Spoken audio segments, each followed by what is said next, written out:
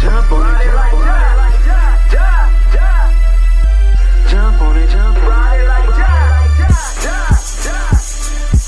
Jump on it, ride it like taxes. The hell smoking that loud, they see yak with mama.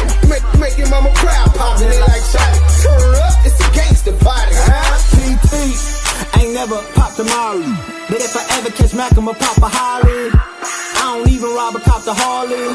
Blowing so much green, I shame Marley. Yeah, I push the line to its full limit. Hit the hole like 22, boy, I'm a young Emmett. Nothing go like snow, now that's a cold image. Still whistling, sending, knocking them white women.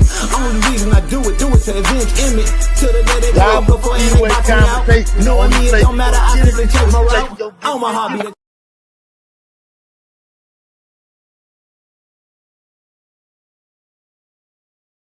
My bad, y'all couldn't hear me. West. Welcome to the Damu Kiwe Conversations. Home of the West Coast. Voice of the culture. It's Duse M's the dime. We right back at you, man. We got the content. So I'm going to get into this content. Shout out Smoked Out TV. He hit me up with it this morning. So I knew this is what I was going to do. So he had CS2 back. Had some, he had one of the 100 EBT clowns, Prince, East Coast nigga. Don't know nothing about the politics. All the way up out of the politics. Hold on, this is the GOAT. When the GOAT call your phone, bang that like button on your way in. Hello, brother. I was looking for that video where CS2 back was talking about him and Stutterbox, the Eagle Beagle, you know what I'm saying? Okay, all right. Well, I'm live, so I'll talk to you later, brother. Yeah, when the GOAT call, you got to answer. You know what I'm saying? Most scandalous Los Angeles TV, the No Cap Network. Salute. Bang that like button. Bang that like button. I didn't share it, and then I just went live with about 15 minutes to spare. Luke Gage, salute, bro. You know what I'm saying? So hold on. Let me go to my boy Smoked Out. He sent me that shit earlier, and it's the dude Prince. Exposes WACK100's paperwork from his Texas gun case, but he doesn't ever expose the paperwork. Udo on the go, salute, bro. What's popping? You know what I'm saying? Salute to the chat. Bloody Main 5. Salute y'all. Hit that like button, man. So he talked, oh man, they just lie, man. And the cold thing about it, why would you be lying about a case unless you got something to hide? You know what I'm saying? So with that being said, we finna get into this content. We ain't gonna wait. Hit that like button, man. I'm gonna be sharing it when we while we watching this, but we ain't waiting on nobody else. Let's go. And we're gonna break down the whole Texas paperwork on this live. So if you ain't never got a dose of it, get a dose of it today, because we got it. We been had it. You know what I'm saying? That wasn't the issue. That was never the issue. Let's go. Marathon is rewarding fans for the Texas case. The issue was it was dismissed in the interest of justice. So we were challenging WACK100 to bring the sentencing transcripts so we could hear exactly what the prosecutor said to the judge was the reason they were dismissing his case in the interest of justice. That's the paperwork from Texas that's missing. You know what I'm saying? Let's get to this content, man. This is going to be real good. It's a deep dive. So if you only here for the short time, you're going to miss all of the good part. But hit that like button from the get-go, though. Show your heart. Said that the person signed the ticket and you're free to go. You need a new reasonable suspicion that a crime was committed. That reasonable suspicion is only like a 10% chance. So he's talking about that because they signed the ticket, that it would be only a 10% chance that they would lose that case because of illegal search and seizure, right? So he basically trying to misrepresent the facts. First of all, he's 100% correct under today's law. 2015 Texas law change.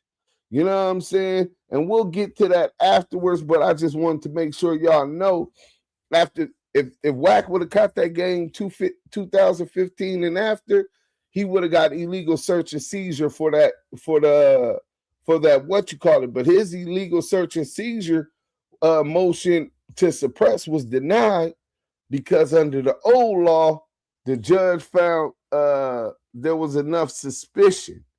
So we'll get into that after, but let's listen to these lies. The cop only had to get it right, a 10% chance to get it right, and that dumb cop still got it wrong.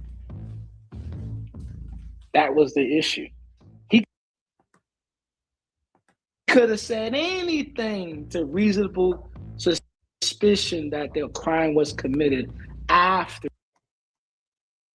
he already said that the perpetrator was free to go. That was the difference. Where does it say that He in the needed to paperwork? articulate that a crime was being committed and that he had reasonable. Where does it say that at in the paperwork? Because I got all of the paperwork. It don't say none of that in the paperwork. This is this weirdo from out of state who don't know nothing about our politics. He ain't gang. Nigga, if you ain't gang, why we even listening to this weirdo? This the type of people that CS2 back put on their professional dick pullers. Nigga, let's go. Suspicion that the driver and or the passenger committed a crime. Because remember, per the details, he didn't ask to search the vehicle You don't know. until after he already gave the signed ticket back to the defendant. And at that point, the detention rules apply. You are no longer detained. You are free to go. Okay, let's put the scenario on its head. What would have been reasonable suspicion at that point to search the vehicle? If he gave the fucking ticket back to the defendant and then he smelled marijuana or he saw marijuana. If he smelled it or saw it, how are you relitigating this in the first place?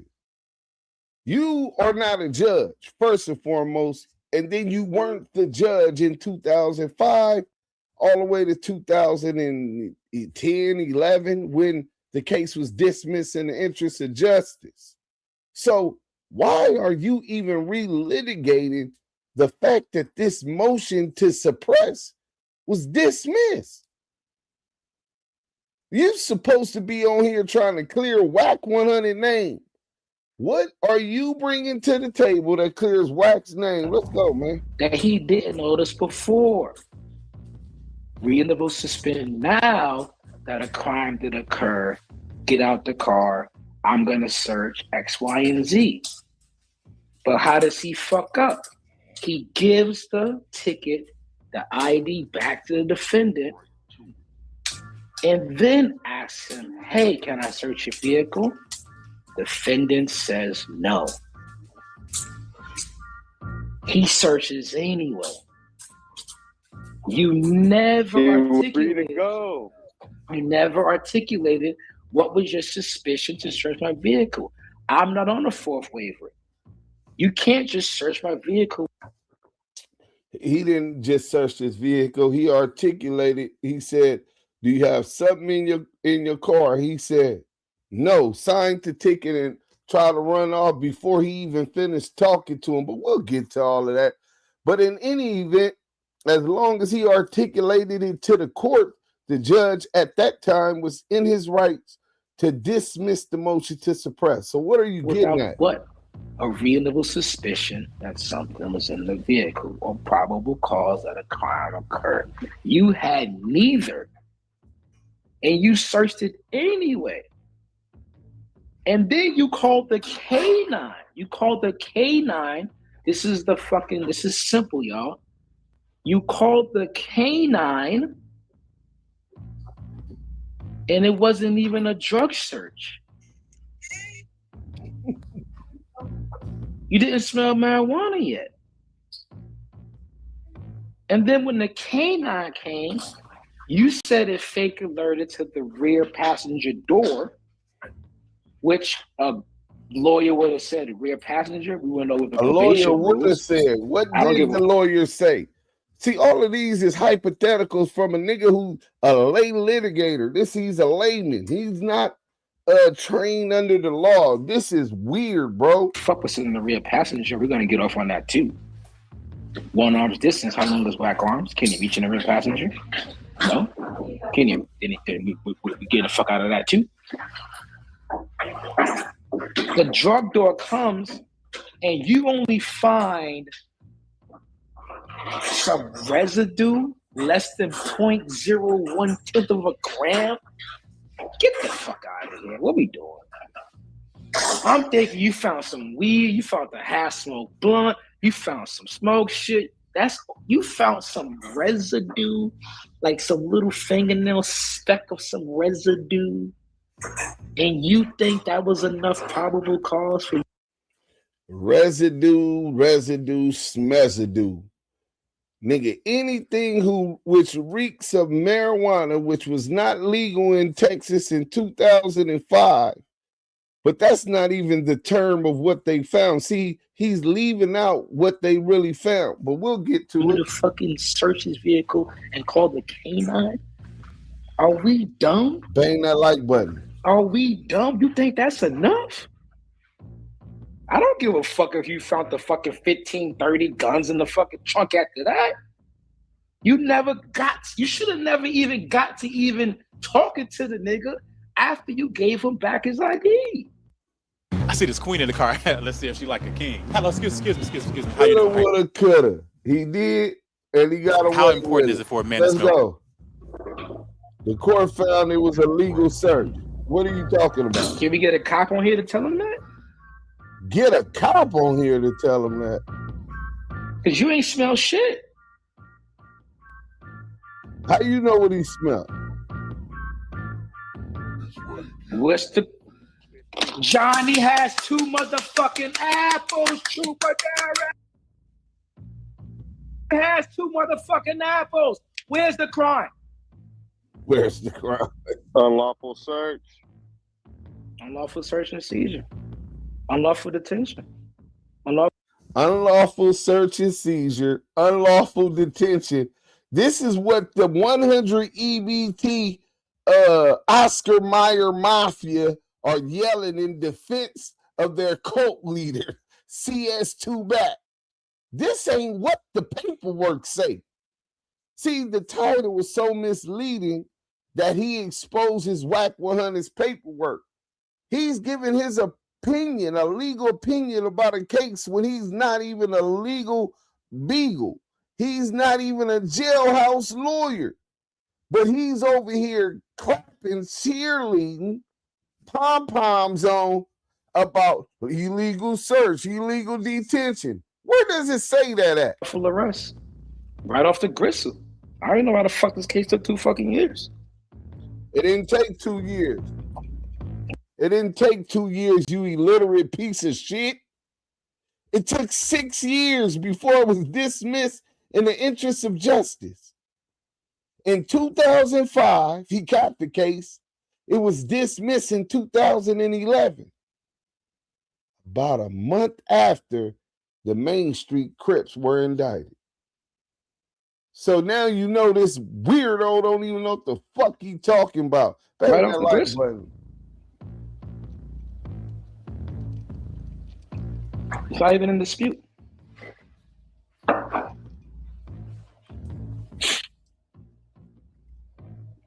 Let's get into the paperwork, y'all. Yeah, that's probable cause. Bless, salute. And the fact that you even gave him a warning ticket. Okay, we're not dumb. If I'm giving you a warning ticket, do I think you committed a crime? No. How does that work? Right. How does that work? You see how stupid this shit sound when you're reading it? You gave the nigga a warning ticket and said he was free to go, and then you want to pretend like he committed a crime for you enough to Look, search no his cap, vehicle? no cap said whack more. Are I you don't dumb, even know Officer this Chase? weirdo, bro. If you gonna set the nigga up, at least set the nigga up. Drew V, salute. He thought he had her. Thought he had her. You were wrong, Officer Chase. Sorry, Trooper Chase. So Trooper Chase was Lying wrong. on the stand ass This nigga. weirdo. Lying on the Fake stand probable ass cause nigga. ass nigga. So where in the paperwork does it say that Trooper Darren Chase lied or didn't have probable cause? Where did the court rule on that at? You dumbass weirdo. Let's go. Let's shake this shit in about another Once 10 he minutes, refuses consent, so once again, that's not police protocol. It doesn't work that way. Oh, you know police The protocol. police can ask you all fucking day. Can I search your vehicle for any reason they want? Can I search your vehicle? If you give them consent, you give them consent. That's on you. Give them consent. They ask you. This shit is dumb, bro. I can't believe that this nigga went on for an hour. But when the defendant asked him, he said no. You can't search my vehicle. So there goes that like loophole. Hype He me said up. no. Hype me up. Hype me up.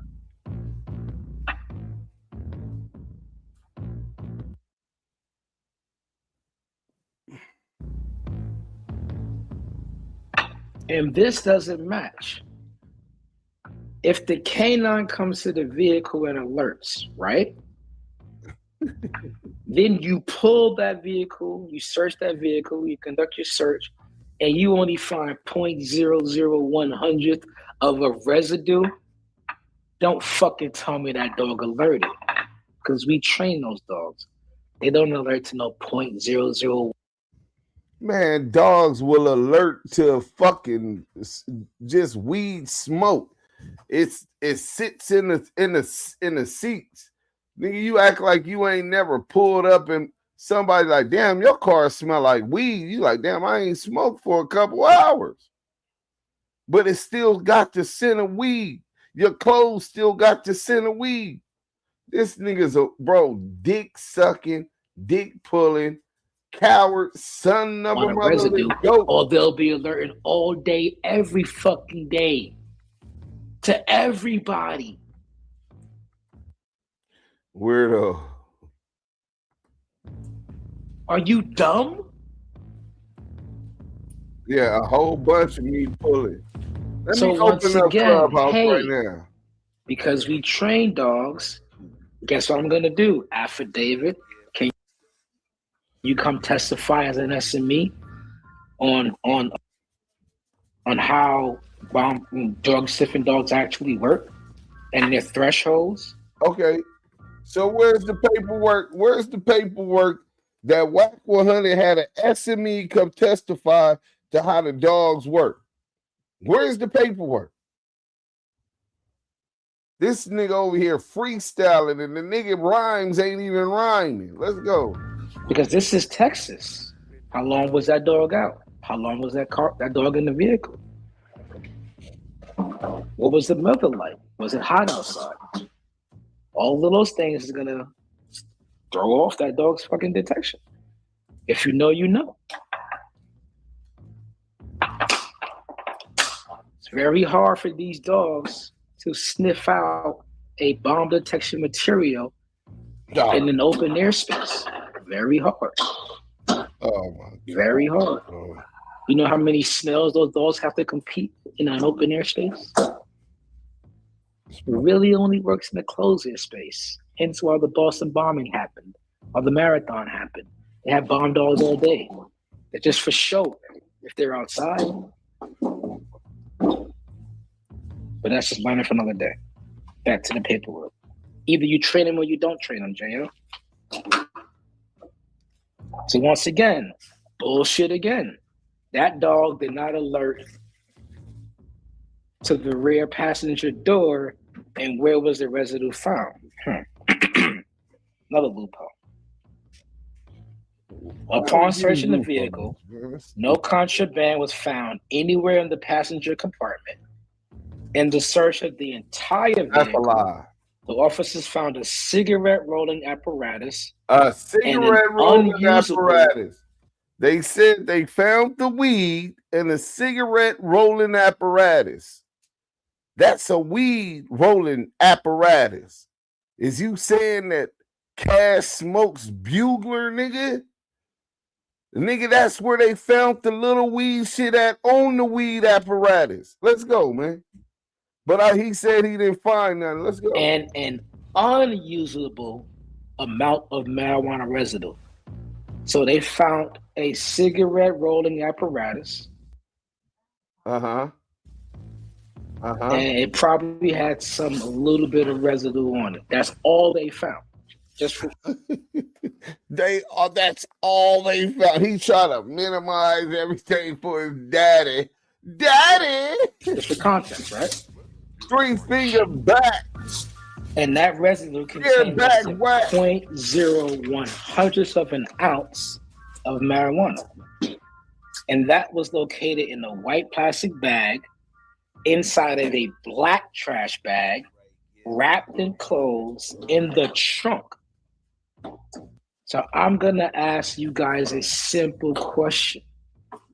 If you call the K9 and the K9 alerts to the rear passenger door, so you search the rear passenger door and you don't find anything, but then you do a subsequent search on the whole vehicle because we trained, and you find this in the trunk. It's in a black plastic trash bag that's inside of a white plastic bag, and the dog still hit the right back passenger side. The right back passenger side, which gave them the probable cause, and they go back there and they found weed. So they found the weed apparatus and tobacco roller in the front of the car. The dog hits the back of the car on the right side. They go in there and they find some more weed, like 1/100th of maybe a dub or something. It wasn't that much. They said about 100th of an ounce of weed, right? So a dime bag or something, right? But enough to get. But it was wrapped in white plastic bag and black plastic bag. Nigga, you think that's gonna hide the scent from a motherfucking dog, bro? This nigga's a weirdo. You don't tell me that the dog alerted to the trunk? Are we in fucking bizarro world? Trooper chase? Hey, this shit starting to be funny. This is the old Clubhouse way. Let me open up Clubhouse. The Damu Kiwe room will be open in a couple minutes. I just can't. I can't. Hey, the shit that Drewby, the shit that they think they can get away with? You just said that the fucking K9 alerted to the rear passenger door.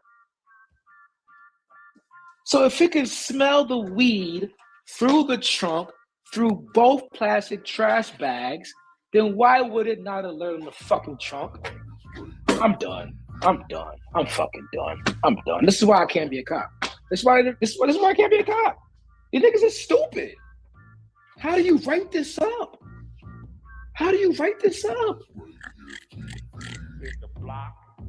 Yo, Ping Wack. Yo, I'm gonna talk to his lawyer. How the fuck did it take 2 years? 2 years. Now you know This you is didn't read the bullshit. paperwork, Selena. Too loud? I got you. Oh, my bad, lawyer. You mean that nigga? My bad. Motion to suppress. Of course, you got a motion to suppress. Why would we not? He's a paid lawyer. Because he read it and saw what? The fucking bullshit. Motion to suppress. Get that evidence the fuck out of here. We don't give a fuck what the fuck you found on the trunk. We don't give a fuck what the fuck you found in the vehicle. Illegal search and seizure. Violation of the Fourth Amendment. We don't give a fuck. I gave you 3 violations without even being a lawyer that his rights is violated. The lawyer could argue any one. But let's read, y'all. Pick up a shit in the fucking room. Since they don't want to run the paperwork because they can't read, apparently. They can't read like us. That's why we what you did? No. Sample sorry, I'm looking at. What? No, I was trying to see. Man, I don't care. Bye. The court should suppress all evidence of the contents of Mr. Jones's vehicle because the actions of the Tejas Department of Public Safety were in violation of the 4th, the 5th, the 6th, and the 14th Amendment to the United States Constitution. You making this easy. The evidence was obtained by an illegal seizure. It must be suppressed as tainted fruit of the poisonous tree. It doesn't fucking matter what you found after the illegal search. Listen to We this, just gotta prove that you did something Alex. illegally and you never had PC and reasonable suspicion to search it at all. That's all they gotta prove. In that case, go bye-bye. Yeah. Did they prove it? Yeah, he got his own law.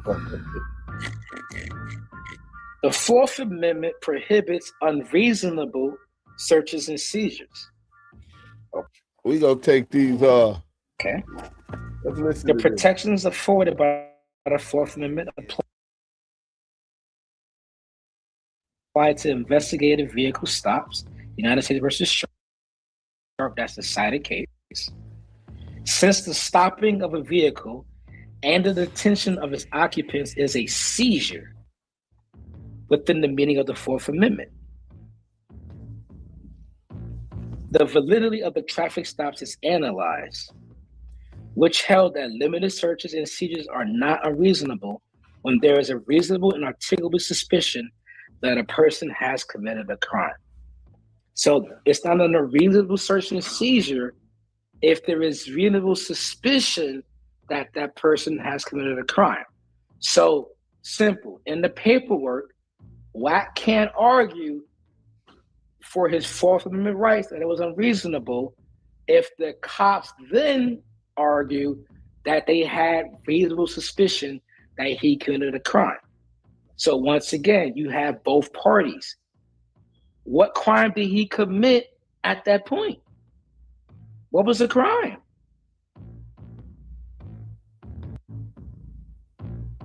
I take the silence for everyone agrees. There was no crime. Unreasonable search and seizure. Simple. Let's keep reading. To determine whether there is reasonable suspicion. So here we go. They're going to define how you determine reasonable suspicion. Good job. To determine reasonable suspicion, the Fifth Circuit uses a two-part test. So a two-part test. Whether the officer's actions was justified at its inception and whether the officer's subsequent actions were reasonably related in scope to the circumstances that justified the stop.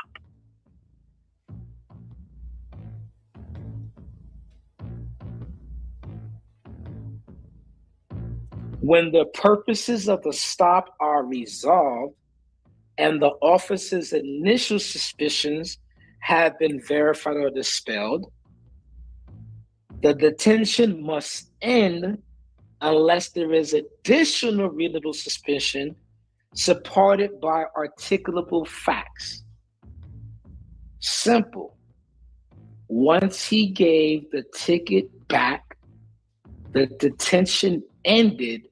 You just have to articulate that you have reasonable suspicion that a crime is occurring or occurred or anything. That's it. Just articulate it. What was it? He doesn't have one.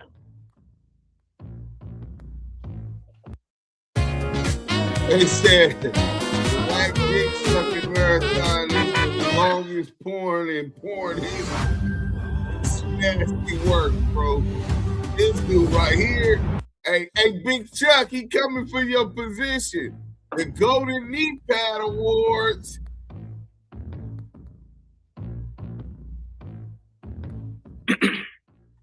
Because the purpose of the stop was completed,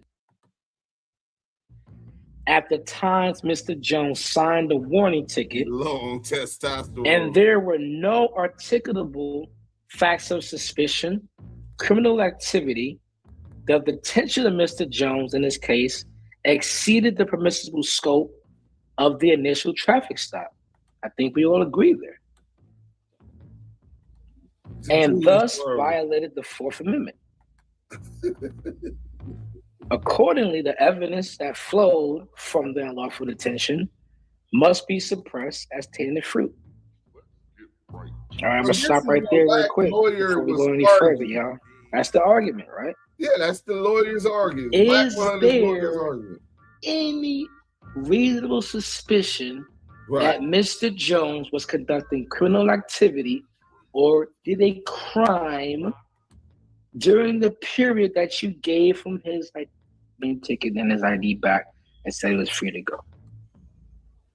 He don't. You got about what, Jerry, 5 seconds in between? They ain't gonna get to that point. Did you see a gun? Did you smell marijuana? Did he reach for something? Did you see the passengers whispering back and forth? Anything? Nothing? Y'all come off the mic and let me know. No room for the motherfucking week. Nothing. The lovely Leo, salute. Pure Glazer. Him and Cheeseburger Chuck fighting over who get the Frank and who get the bean. He definitely has my vote. Hey, he up against it, man. The facts. Anybody for the cops? Inside. Anybody want to take that argument? We can just have a conversation.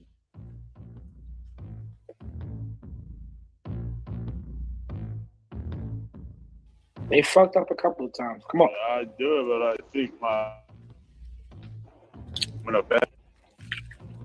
Who that? You was in the Matrix. Sorry. Come back and talk to us. Anybody want to argue for the reasonable suspicion? Anybody want to argue that the traffic stop was good? Anybody?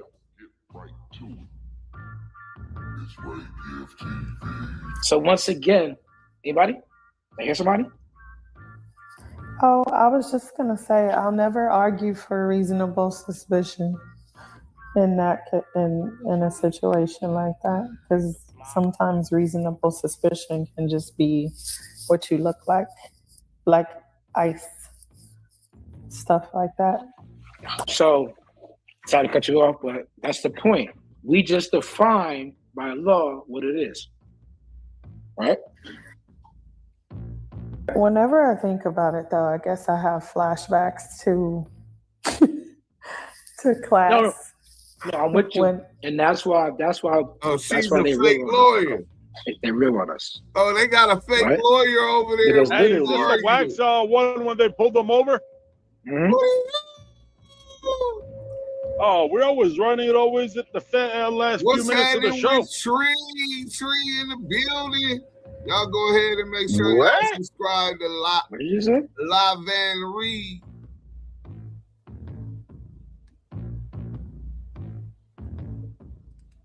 The Short Bus Podcast. They was on Clubhouse with it, man. They released this today. Let's get some mics up, man. Oh, they on bullshit. Hold on. Let me go ahead and get this on. Oh, Y'all, price. y'all tripping. Y'all want to stop the content? How we got What he said? 70, My tripping. 75 here.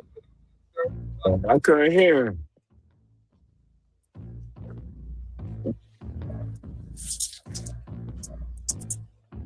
Let's get back to it. And maybe he'll come back. Give me a second. Oh, I just turned it off. Y'all might not even want to come up in here, Layla or AJ. So, 'cause Chef, I just right? put the headphones on. You got two things. So reasonable suspicion. I'm gonna look it up. We live on YouTube, So the officer, Twitch, it's a two-part test, right? Instagram. Whether Two-part the test. officer's action was justified at its inception, which means when it started, You might as well go to YouTube and marked whether the out. officer's subsequent actions, Because I'm which is live on actions YouTube, after you it can't started. even So hear both, Mika. right? His What up? actions went initially, and his actions after, right? Subsequent and initial were reasonably related to All right. scope to the circumstances that justified the stop.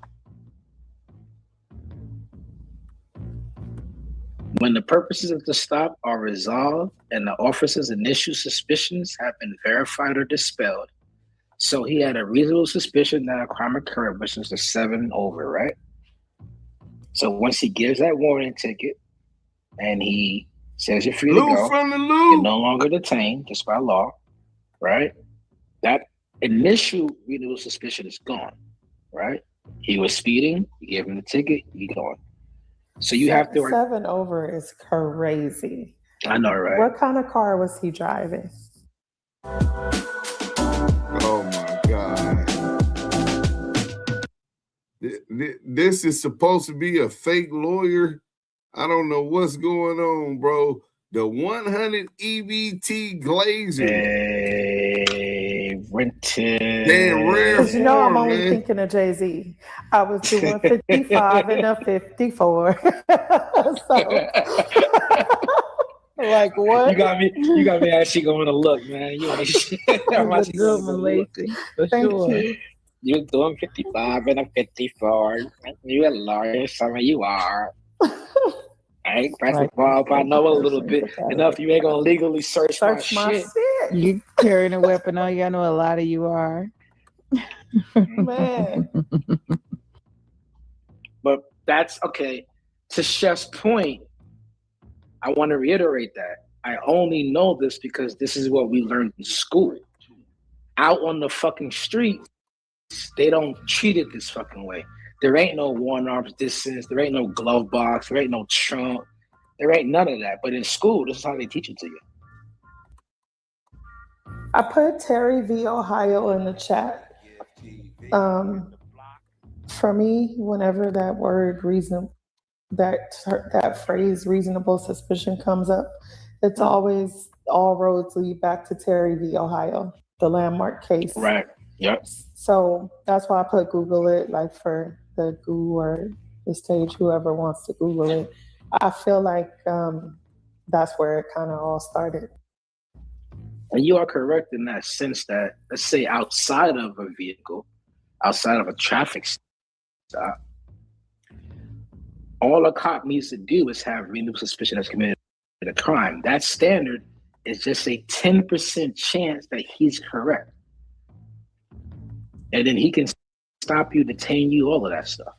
Hey, this is where the meat eating put Wack deeper in the hole.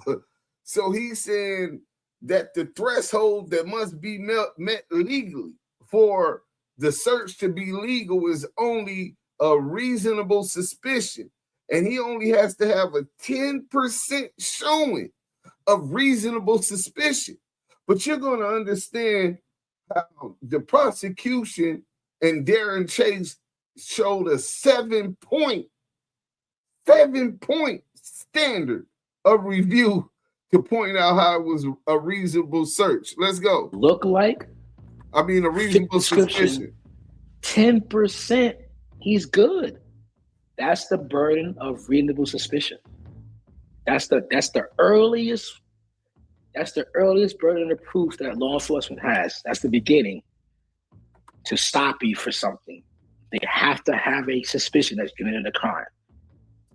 You see what I'm saying? That's it. That's the first. That's it.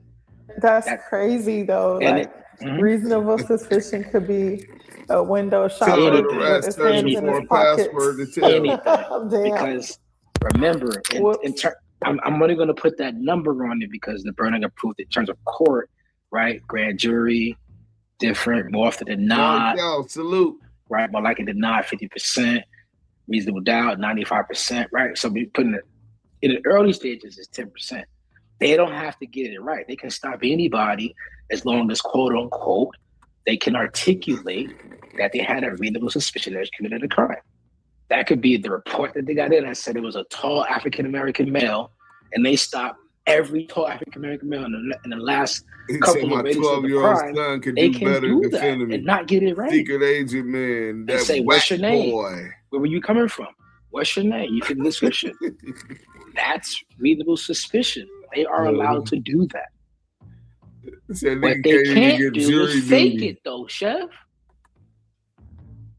Oh yeah, this nasty work, bro. I see what you Nasty mean. work. So what kind of car was it? Was it a Lambo? What does it matter? Was it a Lambo? It wasn't going to do the Lambo shit. Oh my God. 7 over is crazy. It makes me feel like bro, she said, was it a Lambo? So she believed Wack really got that bag. Oh, she must be new on the 100 EBT side.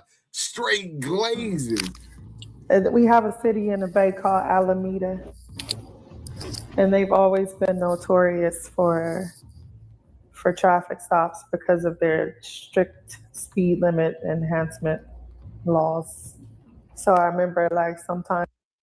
Oh yeah, she's the guys will be airhead. sitting there, not the guys, the police. They'll have the little radar gun, like zapping people as they pass by. What the fuck do that got to do with this case? The traffic rules for the She's a dingy bitch. It's 15, you better be doing 15. It's really nerve-wracking. What a dingy bitch, man. All right, let me do this last couple of things on Salute, Chef. You good on the suspicion part? Go ahead, sucker.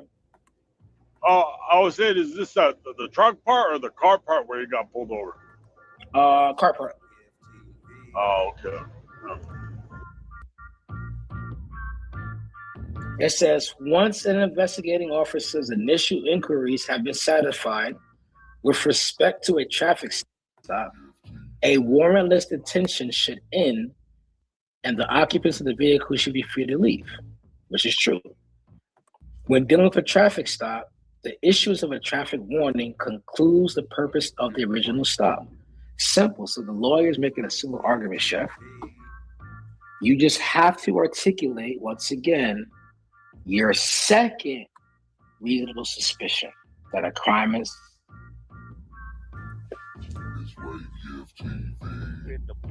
During oral examination, Trooper Chase admitted that the purpose of the stop was concluded at the time Mr. Jones signed for the warning ticket. So we're good there. He admitted that. It was over, right? Detention over. He's free to go. Well, that's a fair pin. Only after Trooper Chase issued the traffic warning and Mr. Jones signed, did he ask if he can search the vehicle. So once again, you do not have reasonable suspicion that a crime occurred if you ask me, can I search the vehicle? And I say no. You know why? Because I have a fucking constitutional protected right against unlawful search and seizure, you fucking idiot. I have every right to say no. It doesn't mean that a crime is occurring because I don't let you search my fucking vehicle. Right, you do have every right to say no, and he shouldn't even be asking. Shouldn't even be asking. At that point. It shouldn't even be asking. It's too late. Once again, what the fuck are you doing to think you can actually get away with that shit? At that point, you planted that. You planted that on him. You That's didn't how notice it at first. He planted it. At that point, bro, that was in your pocket. But he still has to articulate the fucking crime. He can't do that. He can't do that because They remember, love airheads. now, if he would have found actual marijuana, what the fuck you think he would have said? Once I gave the warning, remember, the window didn't roll down all the way. So once I gave the warning ticket back Yeah, to the Mr. blunt in the Jones, ashtray, I noticed probable that the window cause. wasn't Tell rolling all him the way. marked out. I smelled the hint of marijuana coming from the vehicle, and so I asked to search the vehicle. He said no, but because the marijuana. Hey, listen, if your type is just to get laid, you just trying to knock down anything. It's been a while. You in between stops. Make an account. Go to the 100 EBT side. They got a bunch of dingy bitches like her that's just slow as molasses. You got, your chances is going to be expeditiously greater at getting you a shot of some pussy. Go to the 100 EBT side and don't let them know that you know me. You got a good chance. That was so strong. I had probable cause to search the vehicle. Nigga didn't even do that. Fucking bozo. Carolina Connect TV. Megan Davis, what up? Oh man, the 100 EBT meat eaters is in rare motherfucking form. Hey, do y'all remember in Purple Rain? Hold on, we finna pause this real quick. Do y'all remember in Purple Rain when Morris Day came in and they was with the club owner? It was Morris Day, Jerome, and he got the bitch Nikki with him. You know what I'm saying? Apollonia. You know what I'm saying? She done came in with this nigga. So the nigga Prince is tripping, right? He waiting. He like dun dun dun dun dun dun dun dun dun. And that nigga said, man, what's going on? He said, man, we got a packed house. He said, the kids in rare form tonight. The nigga said, okay. The lights went dim. That nigga came in with Darling Nikki. Dun, dun, dun, dun. Listen, bro. These EBT niggas is in rare form, nigga. Hey, they the content. I thought the content was about the paperwork, right? I got the paperwork. They lied about the paperwork. They're lying about all this shit. That's not the content. They're all gonna laugh at you. These niggas in rare form, professional meat eating, nigga. This shit is an Olympic sport over there, nigga. Let's go, man. I think so.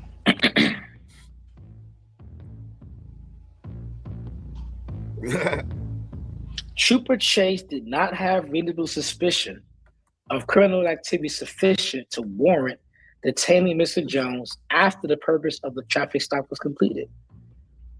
In order to continue detaining an individual past the point where the purpose for the stop is concluded. Now, this is what I learned in school, and I'm glad that it's in this paperwork. I'm going to read it again. School. I need your thinking caps, right? He's a lawyer. This is why I say this is exactly how I learned it. It's in Wack If that K9 takes X amount of time, you start that clock and you tell your lawyer that, and you let them fight that case.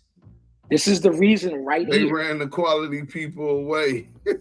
If you ain't pull me over for drugs initially, I'm going to read it. Oh, man, that shit's good, man. In order to continue detaining an individual past the point when the purpose for the stop is concluded, the officer must have reasonable suspicion supported by articulable facts that a crime That's the standard. That a crime other. So that's the standard right there. They have to have articulatable facts of a reasonable suspicion that a crime occurred. Let's go. That a traffic violation has been or is being Easy, you committed. probably can't hear it. We on YouTube. So why the fuck are you calling the canine again? Oh, you didn't know yet? We'll get to that. Huh. Oh, he paid him that. It's So I don't gotta jumper, wait for no canine for no speeding. The jig is up. This is where the damn Start that settlement clock. money went. It says cause number, not case number. Nah, cause number is also I don't give a fuck about no a canine. legal term. It's my You right, though, constitutional Sergeant right. City. Why are you detaining me? But that's the longer real documents do say than cause it takes for you to number. conduct your investigation on your initial stop? That's law. That's law. That's law. You got all Canine- information back too? Canine 45 minutes out. Good. Because guess what? Your investigation is over. You're not investigating for 45 minutes. You're just sitting here.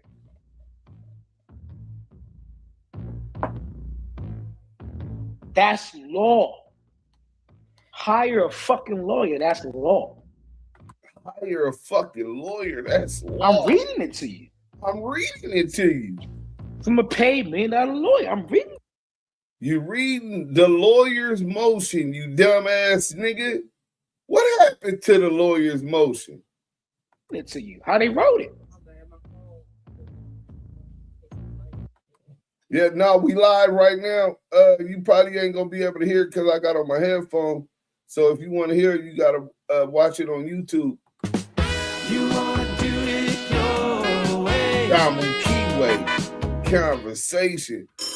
Hey, the 100 EBT. Hey, that nigga been recruiting. He got a whole new crew in the last 3 years of dumb motherfuckers. So can I ask you a question?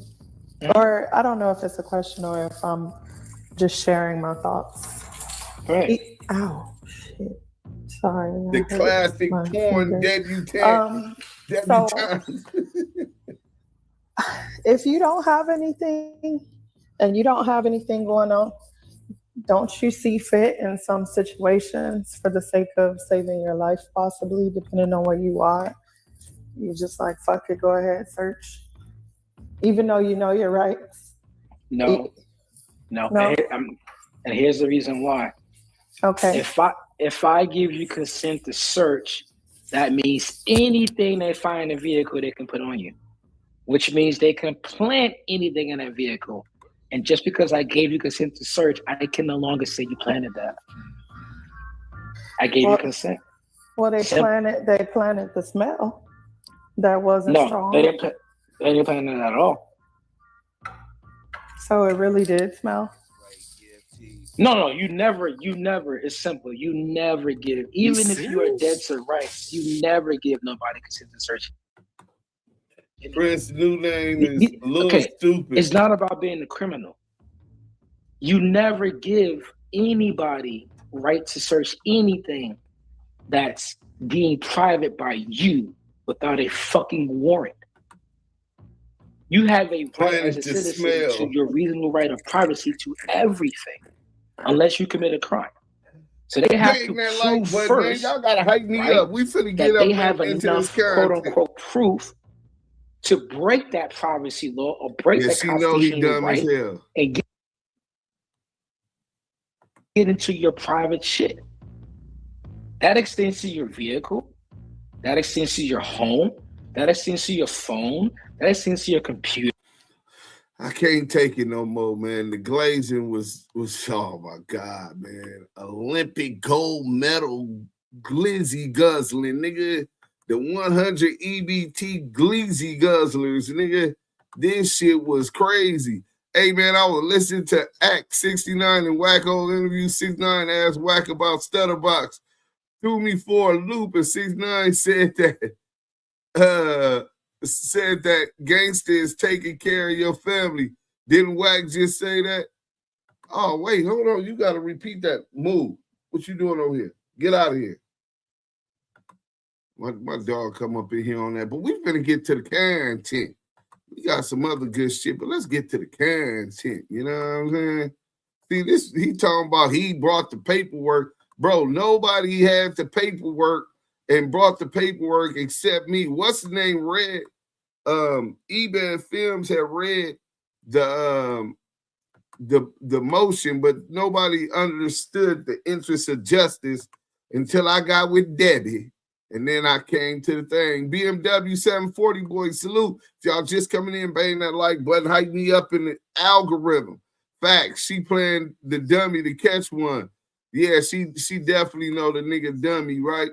So let's blow this up. This was the old chief deputy district clerk who retired now from Wheeler, Texas, 79096. So so he just read the motion to suppress, right? We got all of that, right? Motion to suppress. Okay, we got all of that. Brief in support of defendant's motion to suppress.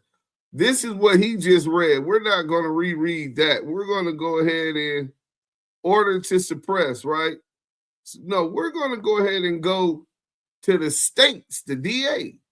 Y'all see the stamp right there? That means that it's official document. You know what I'm saying? These niggas talking like they was in law school. I learned in school, this nigga. Cheeseburger Chuck, get your right back. Oh, hell no. The kid is in red form. Eminem, I can't do this guy. He was dumb as hell. He was. This nigga, he think he's smart. How do you learn laws in school? Now they planting weed smell. Why Robert Jones' name ain't mentioned in this report? Well, he was mentioned in the report as the brother. Let me see. I'm dead, dude. His dumb ass in HVAC, he ain't no damn lawyer. Come from a different cloth. Salute, Duse, and salute to the chat, man. Salute to you, brother. They said, Cheeseburger Chuck love these butter biscuits. Eminem doing Debbie that speak about in Texas. So look, let's get into this. Bang that like button. If I'm gonna do this, that's the least y'all can do, man. I ain't asked for no cash app, even though the cash app is on the ticker. You know what I'm saying? In fact, you could just screen card the QR code that shit. But in any event, this was stamped July 7, 2010. So July 7, 2010, the DA objected, filed a brief in opposition to WAC's motion to suppress based upon illegal search and seizure.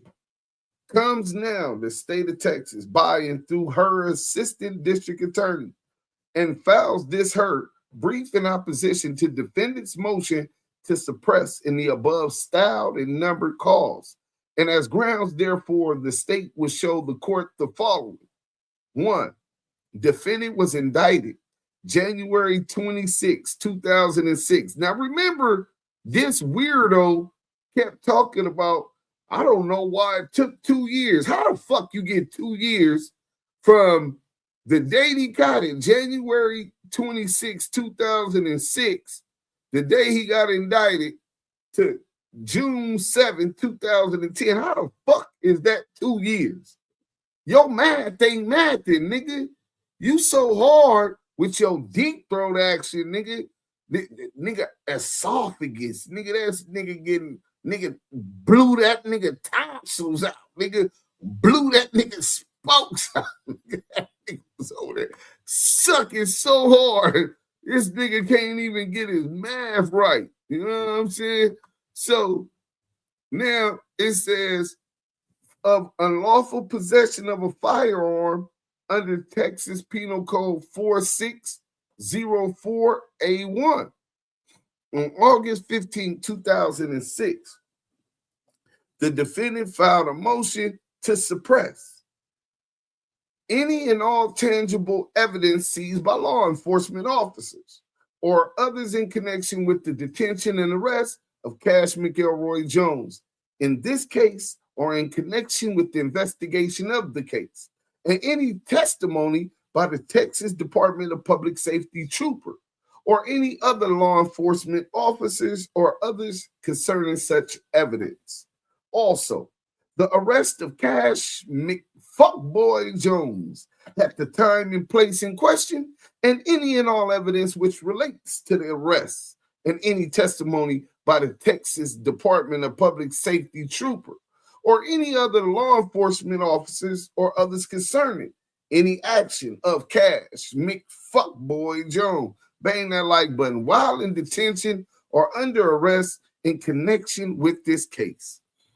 The court heard testimony regarding the defendant's motion on May 19th, 2010.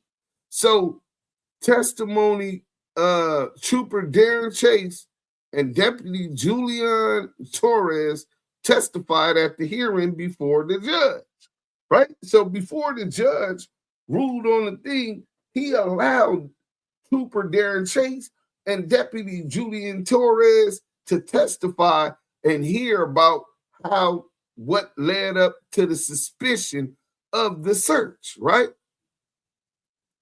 The state urges the court should deny the defendant's motion to suppress, and in support thereof would show the following statement of facts. On April 16, 2005, Texas Department of Public Safety Trooper Darren Chase was on routine patrol on Interstate 40 in Wheeler County, Texas, when he conducted a traffic stop of a brown 2005 Cadillac passenger car for traveling 77 miles per hour in an area where the posted speed limit was 70 miles per hour as confirmed by his radar. So to the dumb bitch that's playing like she a lawyer over there, or that she studied law, or she's in school for law, all you got to do is read the paperwork, and it would have told you this was no Murcielago. This wasn't a Gallardo. No. This wasn't a Diablo. Had nothing to do with a Lambo, you dick-sucking, dingy, dumb bitch. You know what I'm saying?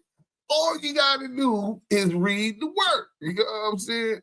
I got the work.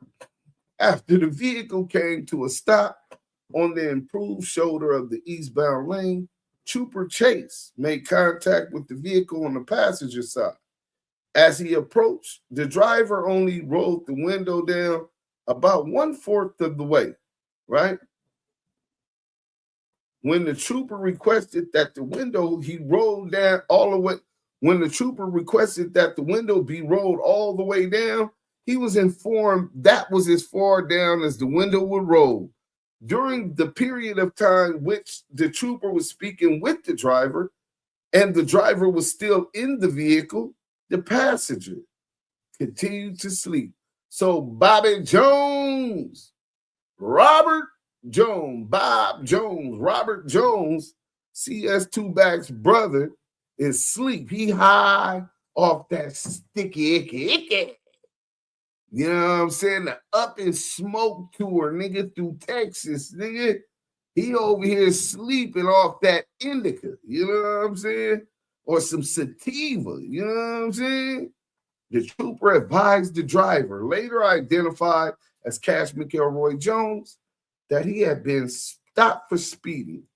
The defendant replied that he was a truck driver and always runs about 5 miles per hour over the speed limit. The trooper then requested identification from both the driver and the passenger. The passenger had to be woken up in order to provide identification. The trooper then asked the driver about his trip and was told that they were going to Tulsa, Oklahoma because his brother got killed and they had to take his mom back to California for the funeral. Mr. McFuckboy, you already fucked up. You know you fucked up, right? You know you fucked up, right? I got to get that. I'm going to add that to my stream deck. You know you fucked up, right? Remember the detective in Minister Society? You know you fucked up, right? So you said that you were on a trip because your brother got killed and you had to take your mom back to California for the funeral. So by you taking that position, and then why is you even telling them about that anyway? You got pistols Your brother just got killed. You trying to go get retaliation. You don't talk to them about nothing except the ticket you get. This nigga nervous, man. This nigga is shaking like a snitch at a gangster party. He further stated that his brother's body would be flown back, but that his mother could not fly because she weighed over 400 pounds. Oh, big bitch. Big bitch. Upon questioning of the passenger, Robert Jones, the trooper, was told that their brother had been killed and that they were going to Tulsa, Oklahoma for the funeral. So now, pardon me, now Robert Jones then gave a conflicting story. So the trooper is already a little suspicious because one saying that the funeral is going to be back in California. They just going to go get the mother, the 400-pound mother. And then the other one, they asked him and he said, no, my brother got killed and we going to Tulsa, Oklahoma for the funeral. So one is saying the funeral going to be in California. The other one is saying the funeral is going to be in Tulsa, Oklahoma. These are conflicting stories, which is enough to build up suspicion to anyone. Hold on, why'd you tell me this? Something just ain't adding up. You know what I'm saying? Trooper Chase observed that during the time he was running the routine driver's license check, that Cash Jones, the driver of the vehicle, could not stay still. Oh, he's apprehensive. Oh, he's nervous, y'all. Got one. The trooper observed that he was pacing back and forth, bending over, like Mika had him bent over with them 3 fingers. He's bent over, nigga. This nigga trying to catch his breath. This nigga, oh my God, we got this chopper in the car, a shotgun, a pistol, 800 rounds of ammunition. This nigga nervous. And he's looking back at the vehicle. He's thinking about making a run for it, indicating to the trooper that the driver was nervous. Also, during this period of time, the trooper observed that the car was rented from April 16, 2005 until April 18, 2005, and that they were traveling from Palmdale, California to Tulsa, Oklahoma. So now he knows that they just rented the car, right? He knows that they flying everywhere and they rented it from California. California is one of the most notorious drug trafficking states. We're close to the border. We got the home of the gang members there. You know what I'm saying? Babe, can you give me some water? A bottle? We got the home of the gangbangers there, Crips, Bloods, FAs, Norths, Bay Areas. You got niggas that was getting to that bag around this time. You dig? And we got Stan G down in the chat. Let me see what Stan G talking about. We're gonna get back to this right now. Hold on.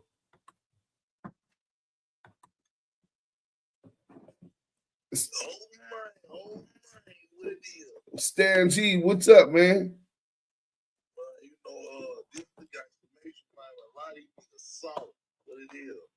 Well, we ain't gonna talk about other niggas. We gonna talk about specific niggas. Who's the soft nigga, Stan G?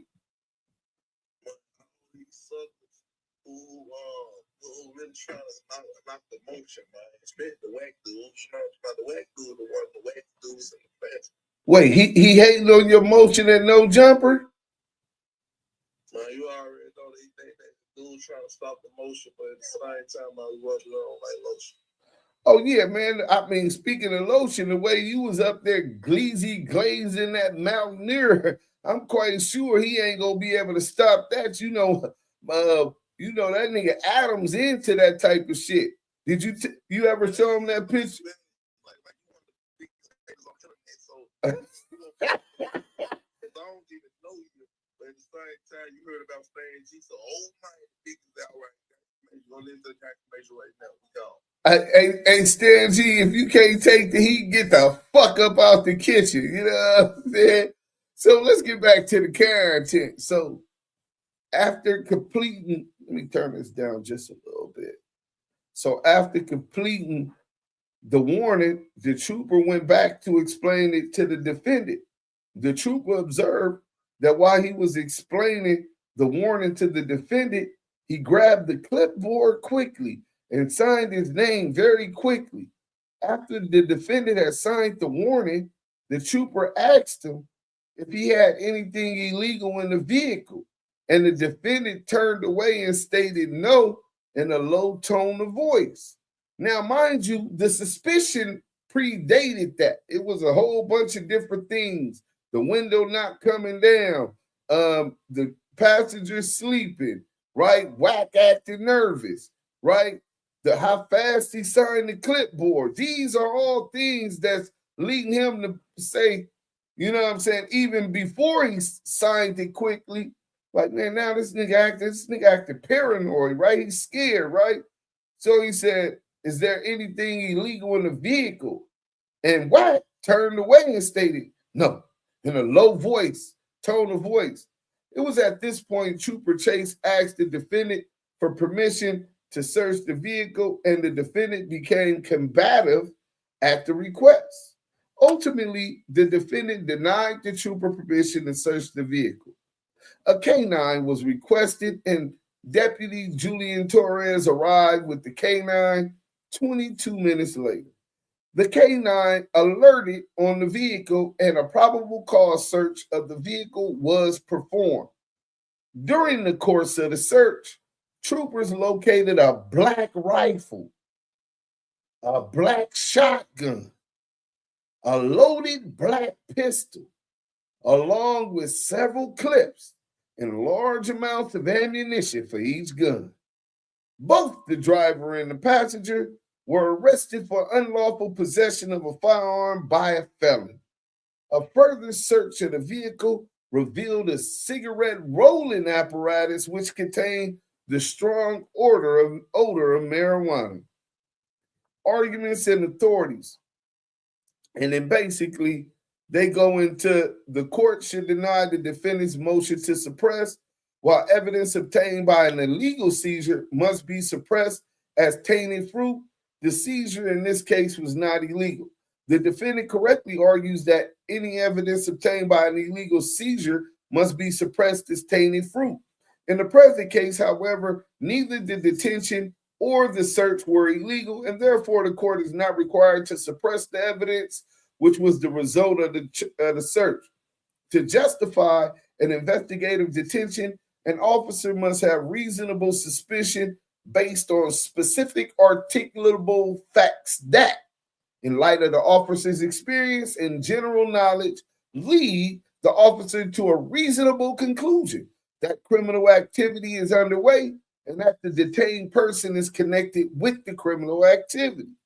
Because they cite Perez versus State, because there were specific articulable facts, for Trooper Chase to conclude that illegal activity was taking place, he had reasonable suspicion to detain the defendant beyond the purpose of the traffic stop. Therefore, the evidence seized as a result of the search need not be suppressed as tainted fruit. B, Trooper Chase had reasonable suspicion to detain the defendant. The defendant argues that the purpose of the traffic stop was concluded when Trooper Chase issued the warning ticket to the defendant. This issue, however, is not whether or not the purpose of the traffic stop had been concluded, but whether the trooper has specific articulable facts which would lead to a reasonable suspicion that criminal activity was taking place beyond the traffic violation. So this is the standard. And this is what they're keeping it to, not the shit that weirdo, I forgot his name, Prince. The weirdo Prince was talking about. Reasonable suspicion existed in this case. The defendant correctly states the factors Trooper Chase articulated as support for his reasonable suspicion. These include, 1, The fact that the passenger window would not roll down completely and the vehicle was new. That was suspicious to the officer. 2, the fact that the vehicle had a lived-in look and that the passenger did not wake up during the course of the traffic stop. Just so y'all know, people always talk about they don't make typos in real paperwork, but they didn't even put did not wake up. They put did no wake up. So y'all dudes be talking and y'all don't even know everybody human, and especially when you're doing long shit like this, sometimes you get a typo or autocorrect and you don't catch it on your what you call it because you glancing over. But anyway, did not wake up during the course of the traffic stop. That was suspicious. 3, conflicting stories from the passengers regarding the funeral. 4, the short time of the rental of the vehicle for such a long trip. 5, the level of nervousness of the defendant during a traffic stop. 6, the defendant quickly grabbed the clipboard in order to sign the warning. And 7, the low tone of voice used by the defendant when answering the question as to whether or not he would allow the trooper to search his vehicle. Paraphrase from Trooper Chase's testimony at the suppression hearing. When looking at the totality of the circumstances, these factors clearly establish reasonable suspicion of criminal activity. After making a stop for a traffic violation, an officer may rely on all facts ascertained during the course of his contact with a defendant to develop articulable facts that will justify a continued detention. And he cites Sims versus State. The court must review the totality of the circumstances in determining whether the officer had a particular and objective basis for having suspected wrongdoing. ID. In the present case, the defendant would like this court to look individually at each factor and determine that because each factor has an innocent explanation, that no reasonable suspicion existed to detain the defendant. However, the Court of Criminal Appeals has recognized that there may be instances when a person's conduct viewed in a vacuum appears purely innocent. Yet when viewed in light of the totality of the circumstances, those actions give rise to a reasonable suspicion. Woods versus State. When looking at the factors in light of the totality of the circumstances as required by law, reasonable suspicion existed. Looking at the first factor cited by Trooper Chase, he stated that it was suspicious that the window would not roll completely down, despite the fact that this was a brand new vehicle. The defendant argues that because this was a rental car, in no way was he or could he be held responsible for the maintenance or upkeep. So Wack got an answer for everything, right? Oh, it was a new rental car. How am I supposed to be responsible for the maintenance? Trooper Chase testified that it was significant to him that the window did not roll down because oftentimes people who are transporting narcotics on the interstate will alter a vehicle in order to transport those narcotics. He further testified that, based on his experience, he felt that the window not rolling down indicated to him that narcotics were possibly being transported in the door of the vehicle. Further, despite the defendant's assertion to the contrary, courts have recognized that a malfunctioning window can be indicative of criminal behavior. See Bustamante.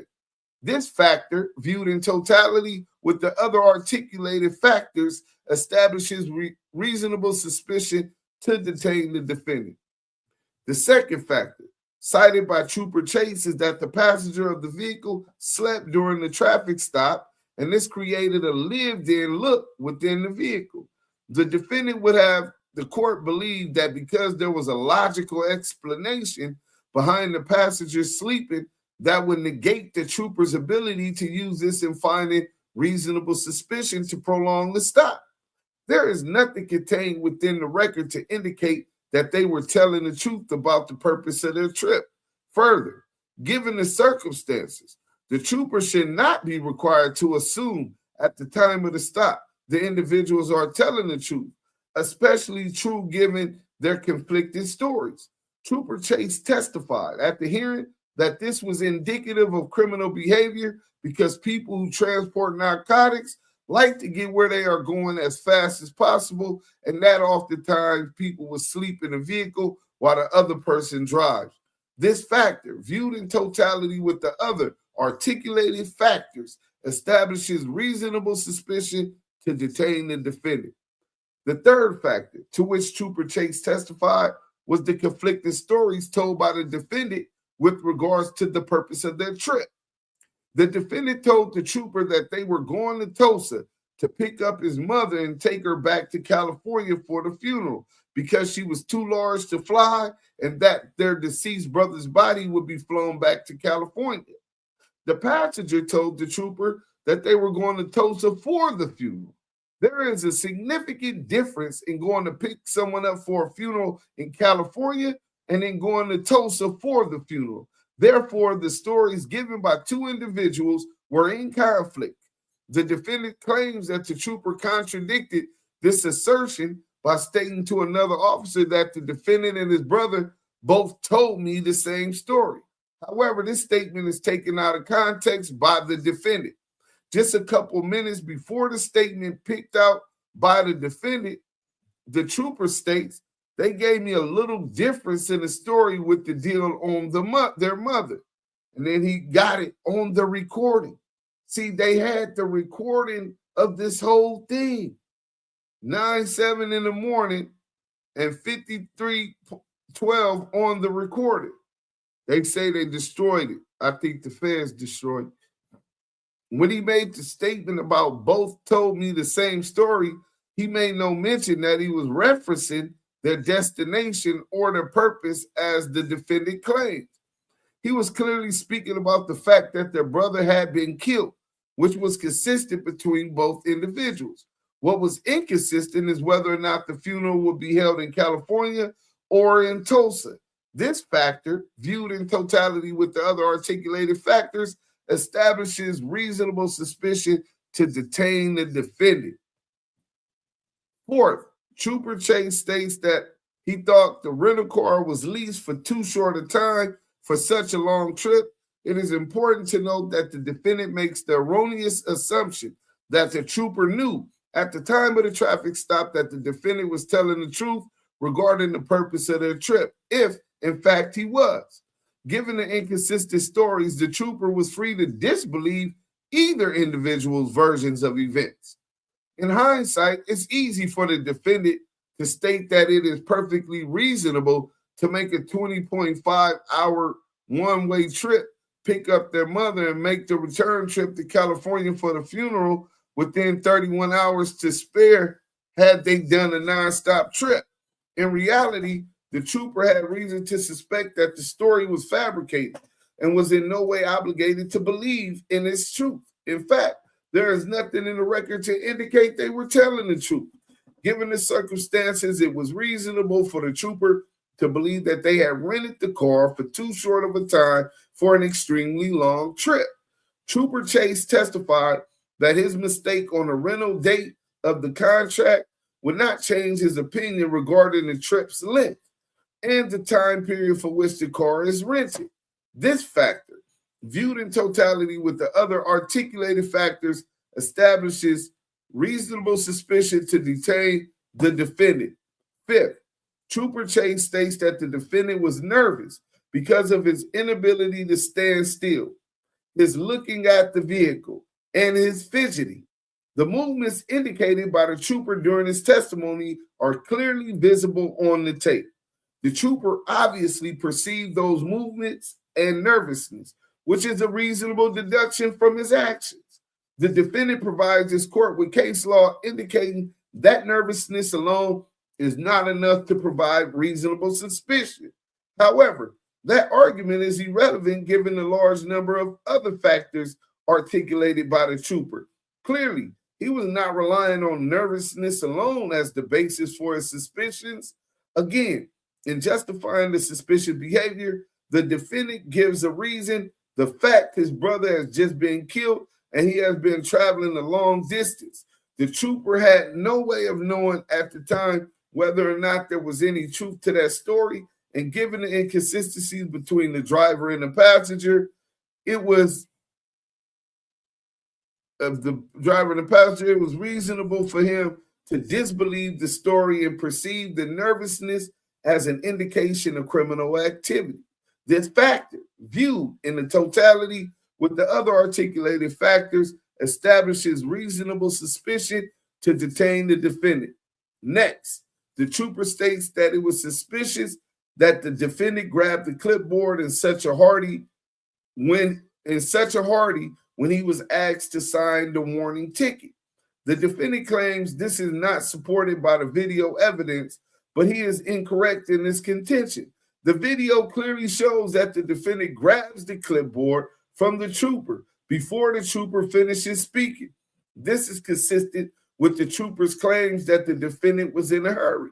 This factor, viewed in totality with the other articulated factors, establishes reasonable suspicion to detain the defendant.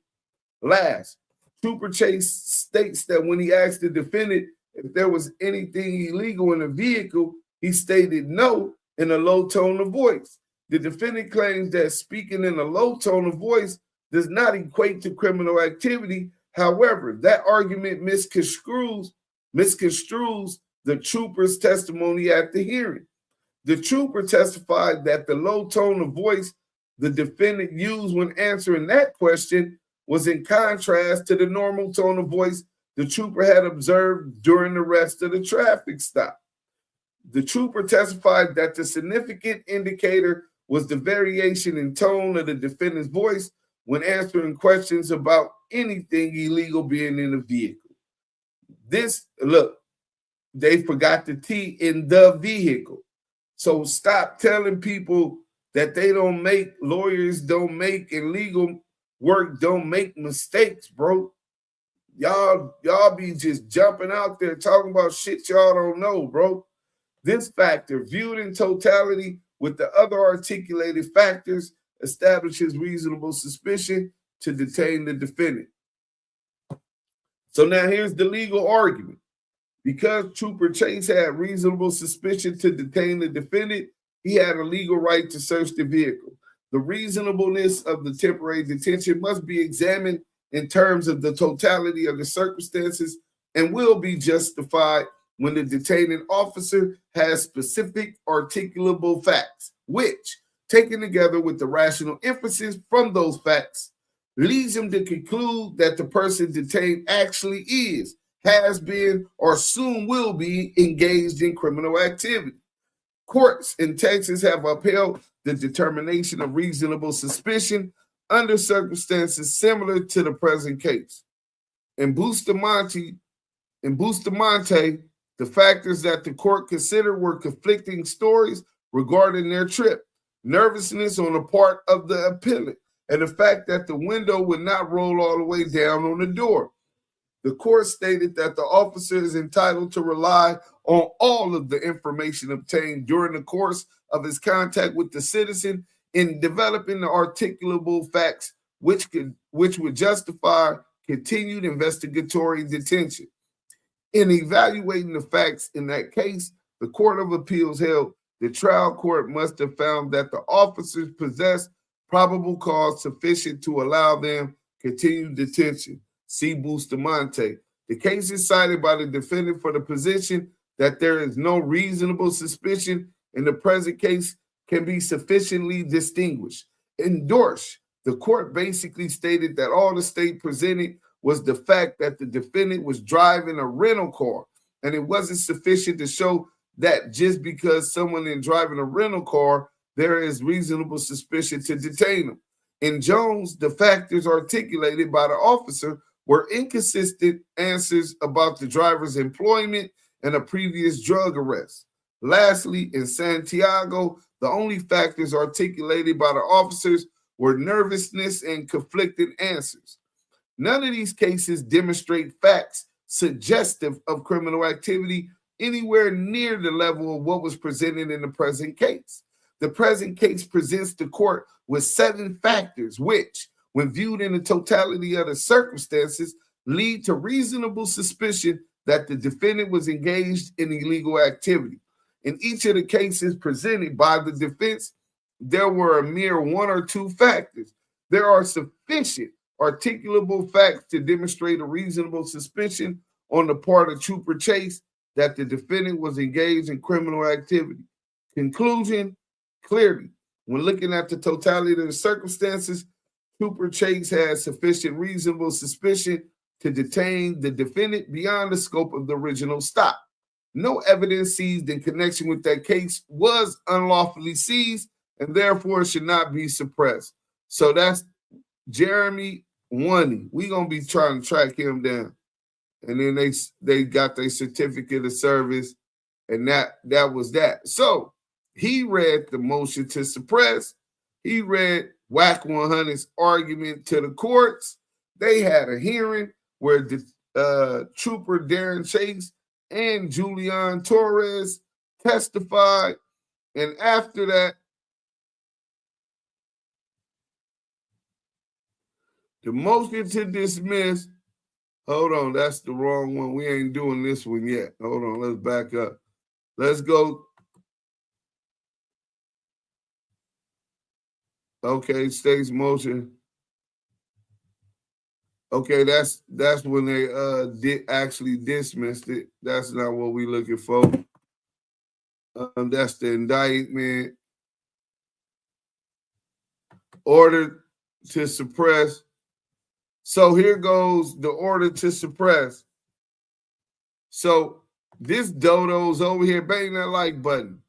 This dodo over here is arguing WACK100's lawyers' side of the motherfucking argument on the motion to suppress based upon illegal search and seizure.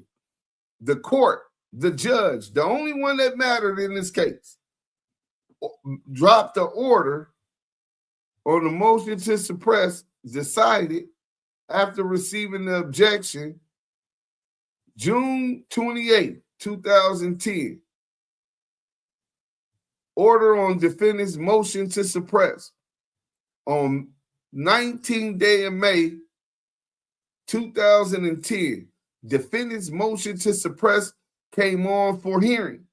Upon consideration of the testimony and exhibits before the court, it is the opinion of the court that defendant WACK100 CS2 back motion to suppress evidence should be denied.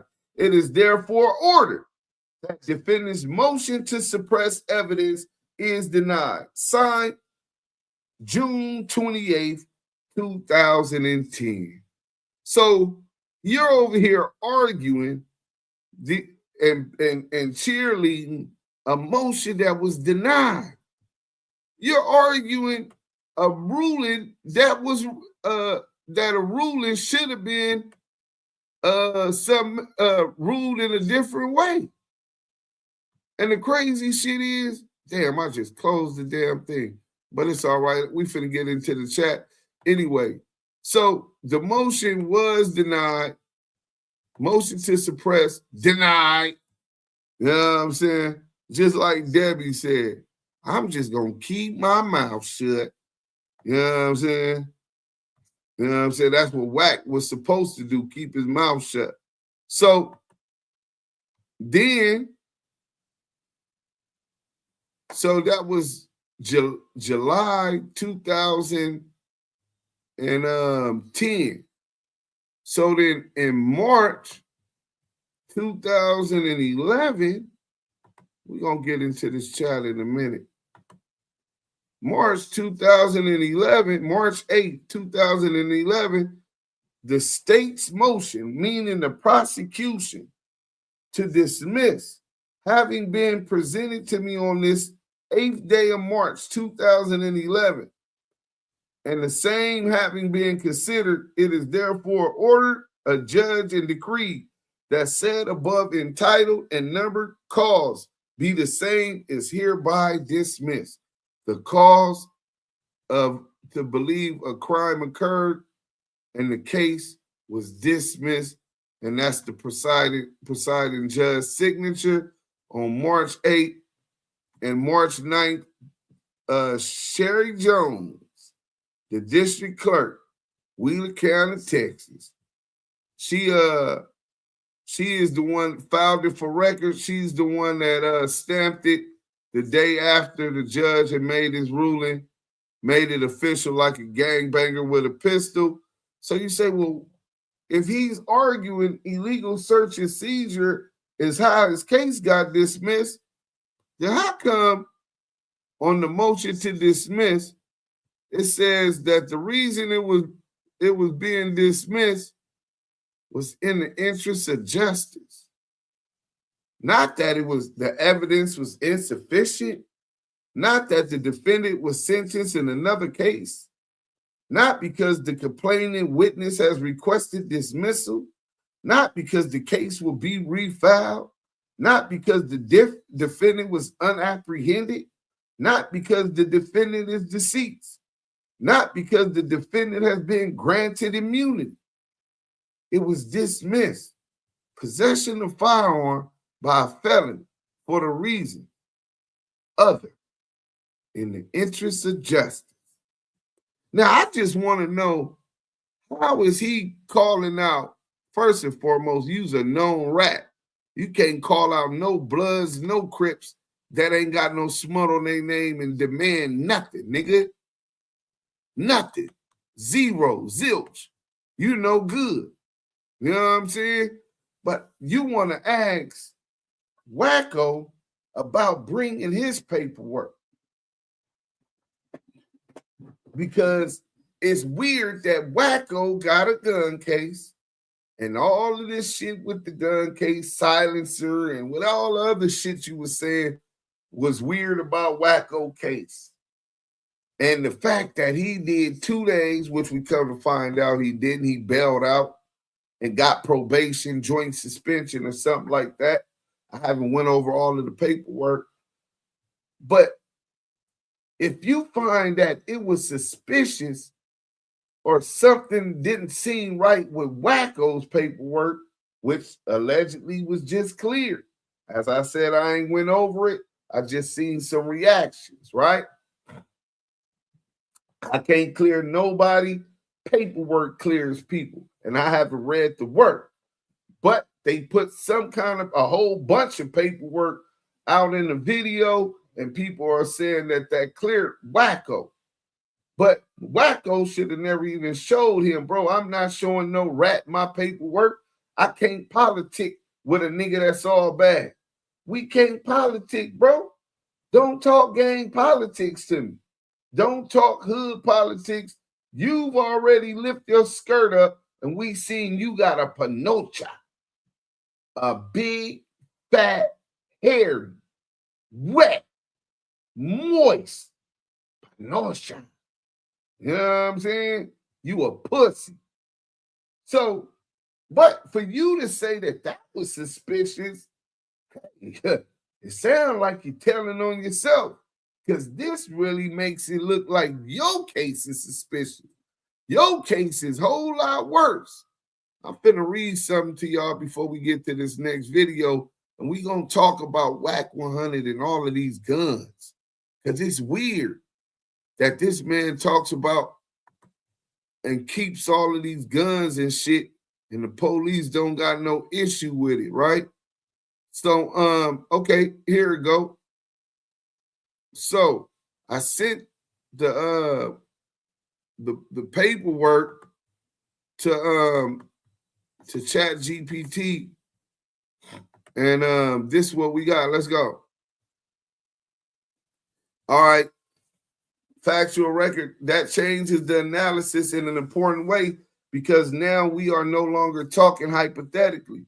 We're talking about why the suppression motion failed under then existing Texas law, and whether that ruling will still survive today or on appeal post-conviction review. I'll break this into 4 parts. What actually doomed the suppression motion? It says that the suppression motion was doomed. Why the DA's arguments worked in 2006 to 2010. It's saying and admitting the paperwork, the DA's argument was the winner. So what the fuck is this nigga Princess talking about? Is this Ray J bitch and drag? How does this nigga look, bro? I'm thinking this nigga might be Princess, Ray J's baby mama, bro. Where the ruling is vulnerable legally and realistic chances of success if challenged today, an honest assessment. So why the suppression motion was denied? Plain English, the judge denied suppression for one core reason. The court accepted that Trooper Chase had reasonable suspicion to prolong the stop before the K9 was requested. Once the court found reasonable suspicion, everything else followed. Prolonged detention is lawful. The K9 sniffing dog, lawful. The dog alert, probable cause. The vehicle search, lawful. Firearms and paraphernalia are now admissible in court, and that's where WACK100 is stuck, because the motion to suppress that so he could dismiss the case based on illegal search and seizure was ruled against. So the entire case rises or falls on reasonable suspicion to detain after the warning was issued. Why the DA's argument worked at the time? Critical historical context. This stop occurred in 2005. The suppression hearing occurred in 2010. Rodriguez versus United States in 2015 had not yet been decided. So there's Supreme Court precedents which would have ruled in WACK favor had this happened 2015 or after. But that matters a lot. The DA's winning formula. The state stacked multiple drug courier profile factors and argued totality of the circumstances. The court accepted these 7 factors as articulated. Passenger window would not roll down fully down. Passengers sleeping during stop. Conflicting stories about trip purpose. Short rental for a long trip. Nervousness, pacing, fidgeting. Quick signing of the warning, and low tone of voice when denying illegal items. Texas courts routinely upheld reasonable suspicion findings based on these kind of cumulative reasoning in that era, relying on Bustamante versus the state, Woods versus the state, and Sims versus the state. The judge explicitly accepted the DA's position that viewed individually, factors may appear innocent, but viewed collectively, they justify reasonable suspicion. That is why suppression failed. So that was just all I really wanted to do. And it goes into each one of the different 7 things. And speaking of 7, there she go right there. What up, 7? I know you probably can't hear me, but we on YouTube. You know what I'm saying? And so let's get to this video real quick. Wait, before we get to the video, let me see what the good people are saying about this. First and foremost, the poll says, why WACK100 lie about his Texas gun case? 20% voted that's when he started ratting. Somebody else, 6% said because Wacko on his helmet. 7% said it'll blow his cover. And 66% of y'all said all of the above. Come on, man. We got 100 and some people up in here. Bang that like button. Hype me up in the algorithm. We finna get into this video, man. You know what I'm saying? Y'all know who it is. The GOAT. My brother from another. Scandalous. Los Angeles. TV. Let's go.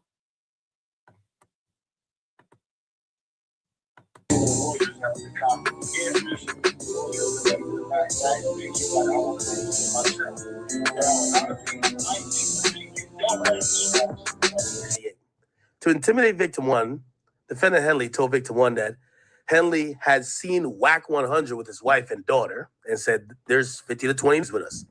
Hoodies tied down. I got my hoodie on, all black, tied down. She like, boom, she jumped in the car, paid for blah, blah. then took off. Boom, just screaming, my wife, Charles, I see you, Eugene. I see you, Eugene Henley, I see you. He's screaming all that. He got his blower. He got his blower out, but he's fucked up because nobody's around him. We like, bitch ass. I'm like, yeah. He like, yo, you want to die here, man? Don't do this. My wife, my kids. Charles. Don't do this. He's screaming. Skechers has the perfect holiday gift for everyone. Hands-free, cozy fit. Hey, but I want y'all to pay attention to something. Big U's caught on wiretap telling this story to Marley Marl, who Wack calls his brother, who ran back and told Wack. You know what I'm saying? He told me you're an informant to stop fucking with you and all of that. But Big U telling the story admits that WACK100 pulled Blammer, right? WACK100 pulled out a gun. This is on wiretap. But they didn't have no issue with WACK100, an ex-felon, carrying a gun, just like Texas thought that it was in the interest of justice to dismiss his gun case. This is nasty work. We're going to show multiple incidents where this nigga had blink, show, blink, flash, blink, admit he had blink, and the feds don't feel that he's an ex-felon like him is a threat. I wonder why. Los Angeles TV, where we expose the exposers. In this episode, we're circling back to revisit some of CS2 Badges' lies. I know some of you thought we'd let this one slide, but no, we're not letting anything slide. We're here to nitpick every little contradiction Porky makes, just to show how deep the deception really goes. You heard what DJ Academic said at the beginning. He was reading straight from the paperwork, connected to Big U's wiretap. Right, Big U was detailing what really went down that night at the Novo, when they ran into Porky in the parking lot. And you heard it clear as day. Wack crying, pleading, talking about his wife and kids being inside the building. But after that, Porky jumped on No Jumper, sat across from Traplore Ross, and tried to spin a whole different story. He even attempted to bully Ross for something Ross said about what was in the paperwork. Of course, Porky Chops had to change up the narrative. That's what people do when the paperwork doesn't match the persona. So here's what we're going to do today. First, we'll let you hear Porky's version of events. His so-called military operation, his heroic fantasy. Then we're going to let you hear him tell on himself, straight from his own mouth on Clubhouse, where his story sounds nothing like what he told Traplore Ross. Once again, the lies unravel themselves. Let's get into it. You know I'm allowing you to question me right now, right?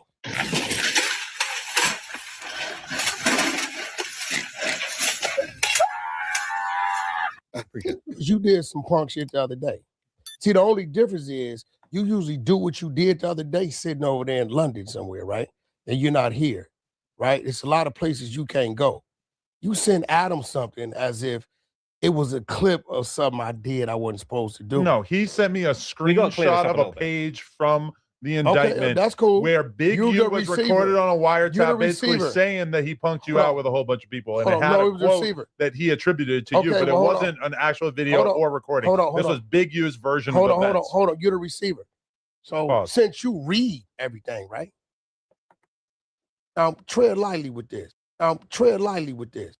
Tread lightly with this. Listen to the threats. Because I've been telling myself for the last couple minutes not to really do nothing to you, not to really do nothing to you, not to really do nothing to you. Stop the cap. Because I know what you was trying to do.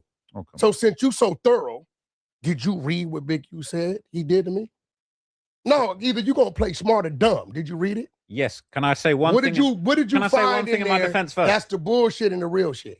But can I say one thing in my defense I first? just want to know what you read. I feel like stuff that Adam said that he put source on top of. I just sent him an image of the indictment and said, "Have you seen this?" You went in the room and you said a bunch of stuff. No, you said in that page. Added on. You said in that page. So I'm asking you, you're just gonna let me know where you at with me. There's no turning back. What's the name of the movie, Juvie?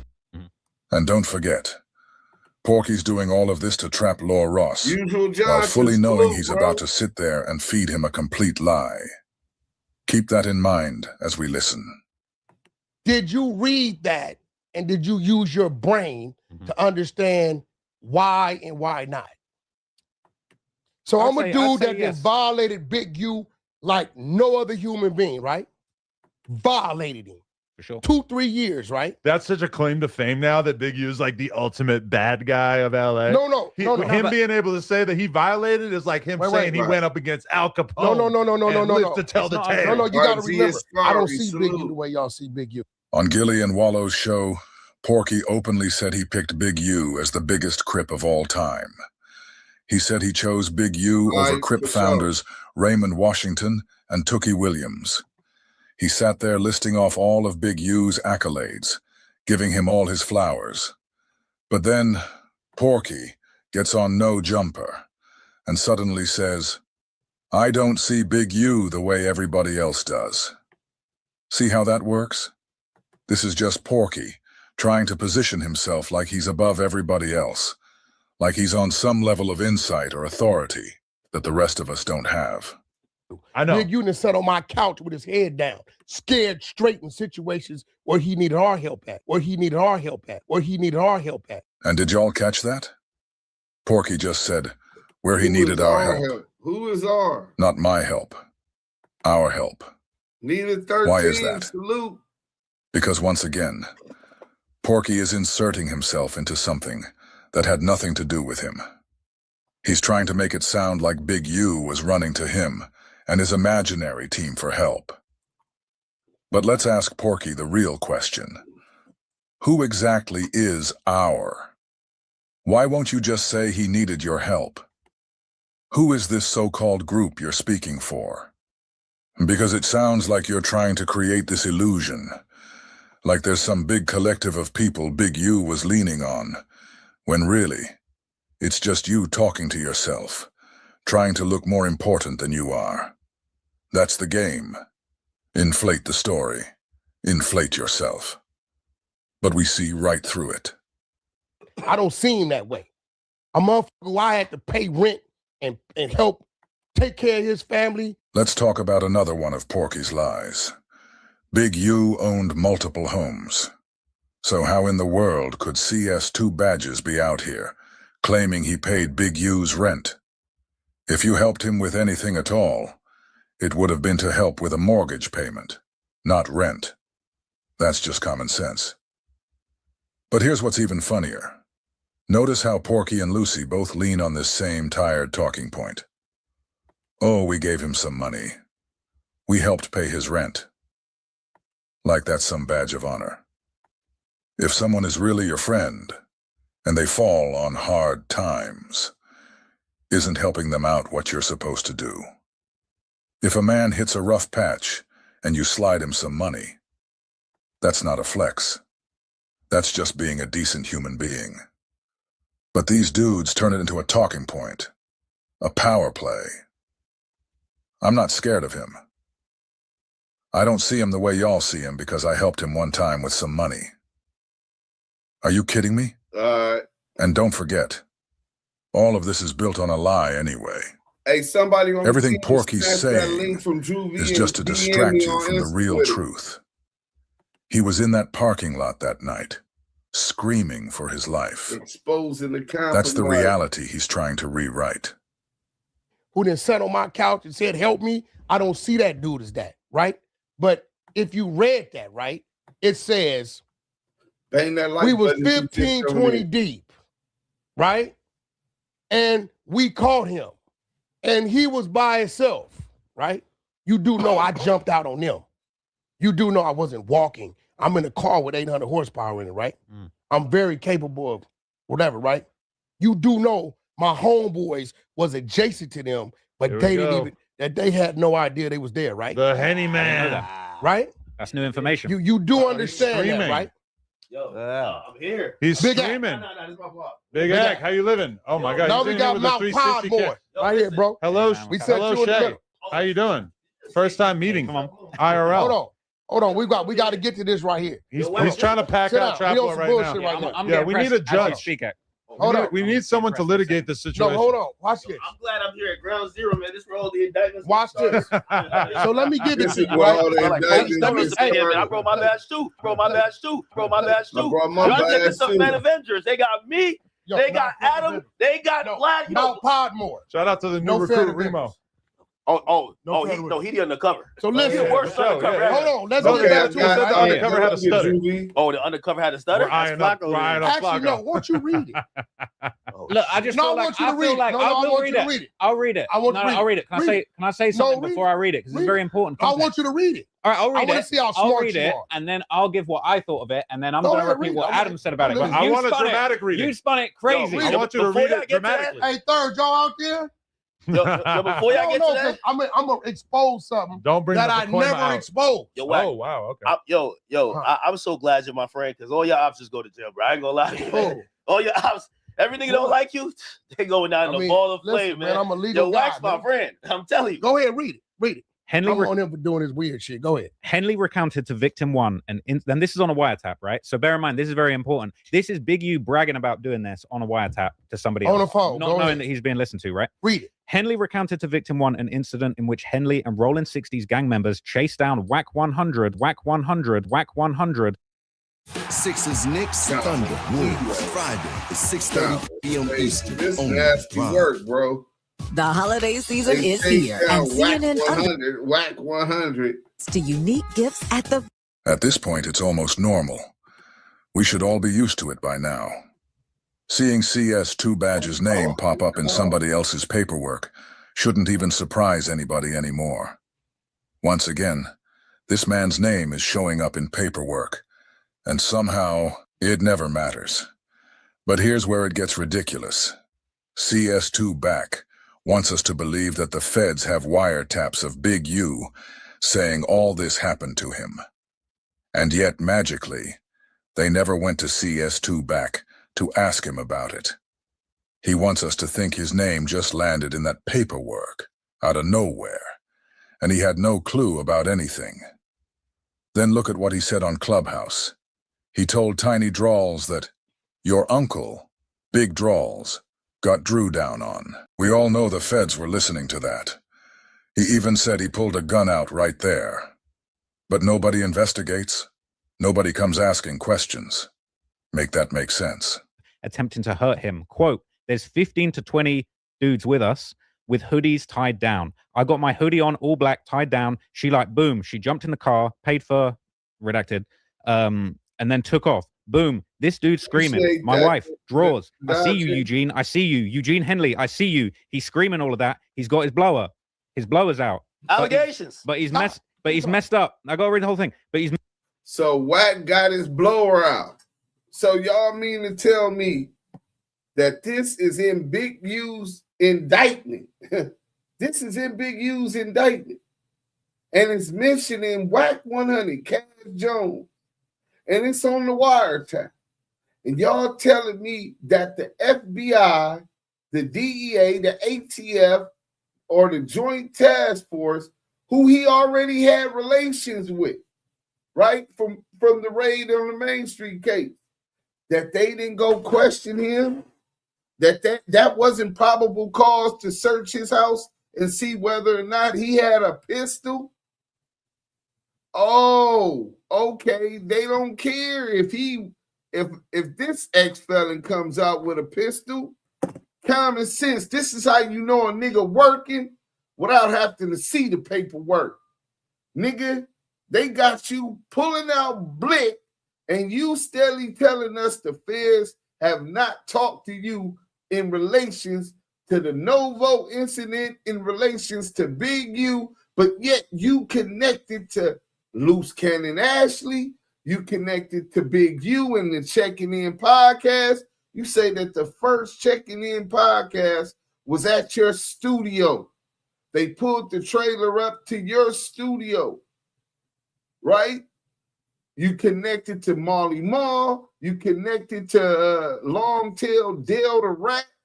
You connected to everybody telling on him and making statements against him, but the feds have not came to see what you know. Go figure.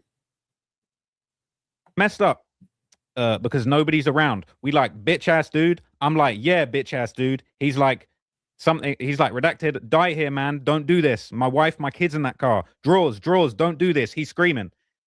Now you tell. He was about to turn you into. I want to see how smart you are. I've been violating him for 2 years. Violating him, calling him rats, snitches. He came up there 20 deep to get me, right? And he's telling me some word. What stopped him from fucking with me? So look, no, this is important. I'm about to give you this. Let me get to it. My interpretation of this, me personally, and bear in mind, my interpretation wasn't put out there. Adam hopped on the live and said, no. This is so crucial. I want you to tell me, because I'm gonna get to mine. Mine's okay. Adam hopped on there and said Wack was begging for his life. I didn't say that. You put source on that. I want you to listen. Adam put source on it. I want you to tell me what you get from that. This is what I'm trying to get to. Why didn't he touch me? I get to it is because you might not want to admit this. You had your blower. Okay. You're begging him. You might not want to admit to this. You had your blower. So Trap Lord Ross said you had your blower. Everybody here, all these podcasters are knowing this ex-felon is being permitted by the feds. Why antagonizing their target, Big U, while being mentioned as an adversary of Big U, and they're allowing him to carry a burner with impunity. Not to kill him. Now stop right there. Right? Like Clubhouse. If I got my blower and you 20 deep with hoodies and I'm by myself, right? No begging to plead. That's when you really do it, right? What do you think my mentality was? For a dude not to approach me and you come to get me, and I jump out my car talking, what kind of conversation you think I'm having to make a dude say, don't nobody move? I agree with you. Now, I feel like blick talk. I feel like y'all out there. You probably was on that Soulja Boy shit. Now I'm about to expose something nobody ever knew. Okay. So here it goes, right? Ground zero, I'm here.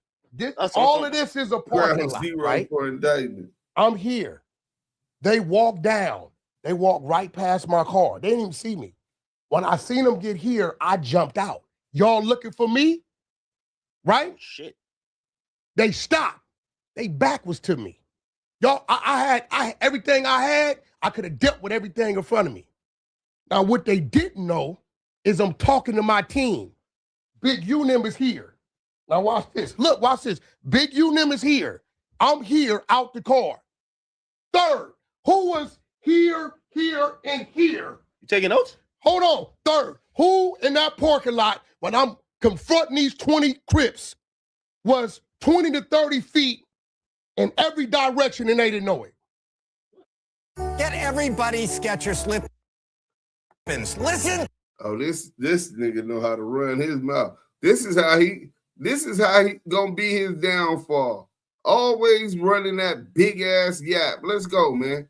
My homies was behind him. That's new information. Listen. That's new information, man. So listen, check this out. So when I'm letting you know, there's no need to beg nothing. What did I tell that fool? Let's do it. My home, they still don't know to this day that all my homies was positioned 11 o'clock, 2 o'clock, 6 o'clock.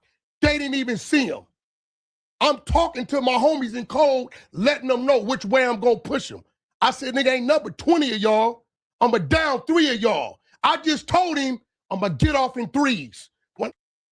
This dude detailed with 4 of the top podcasts on YouTube.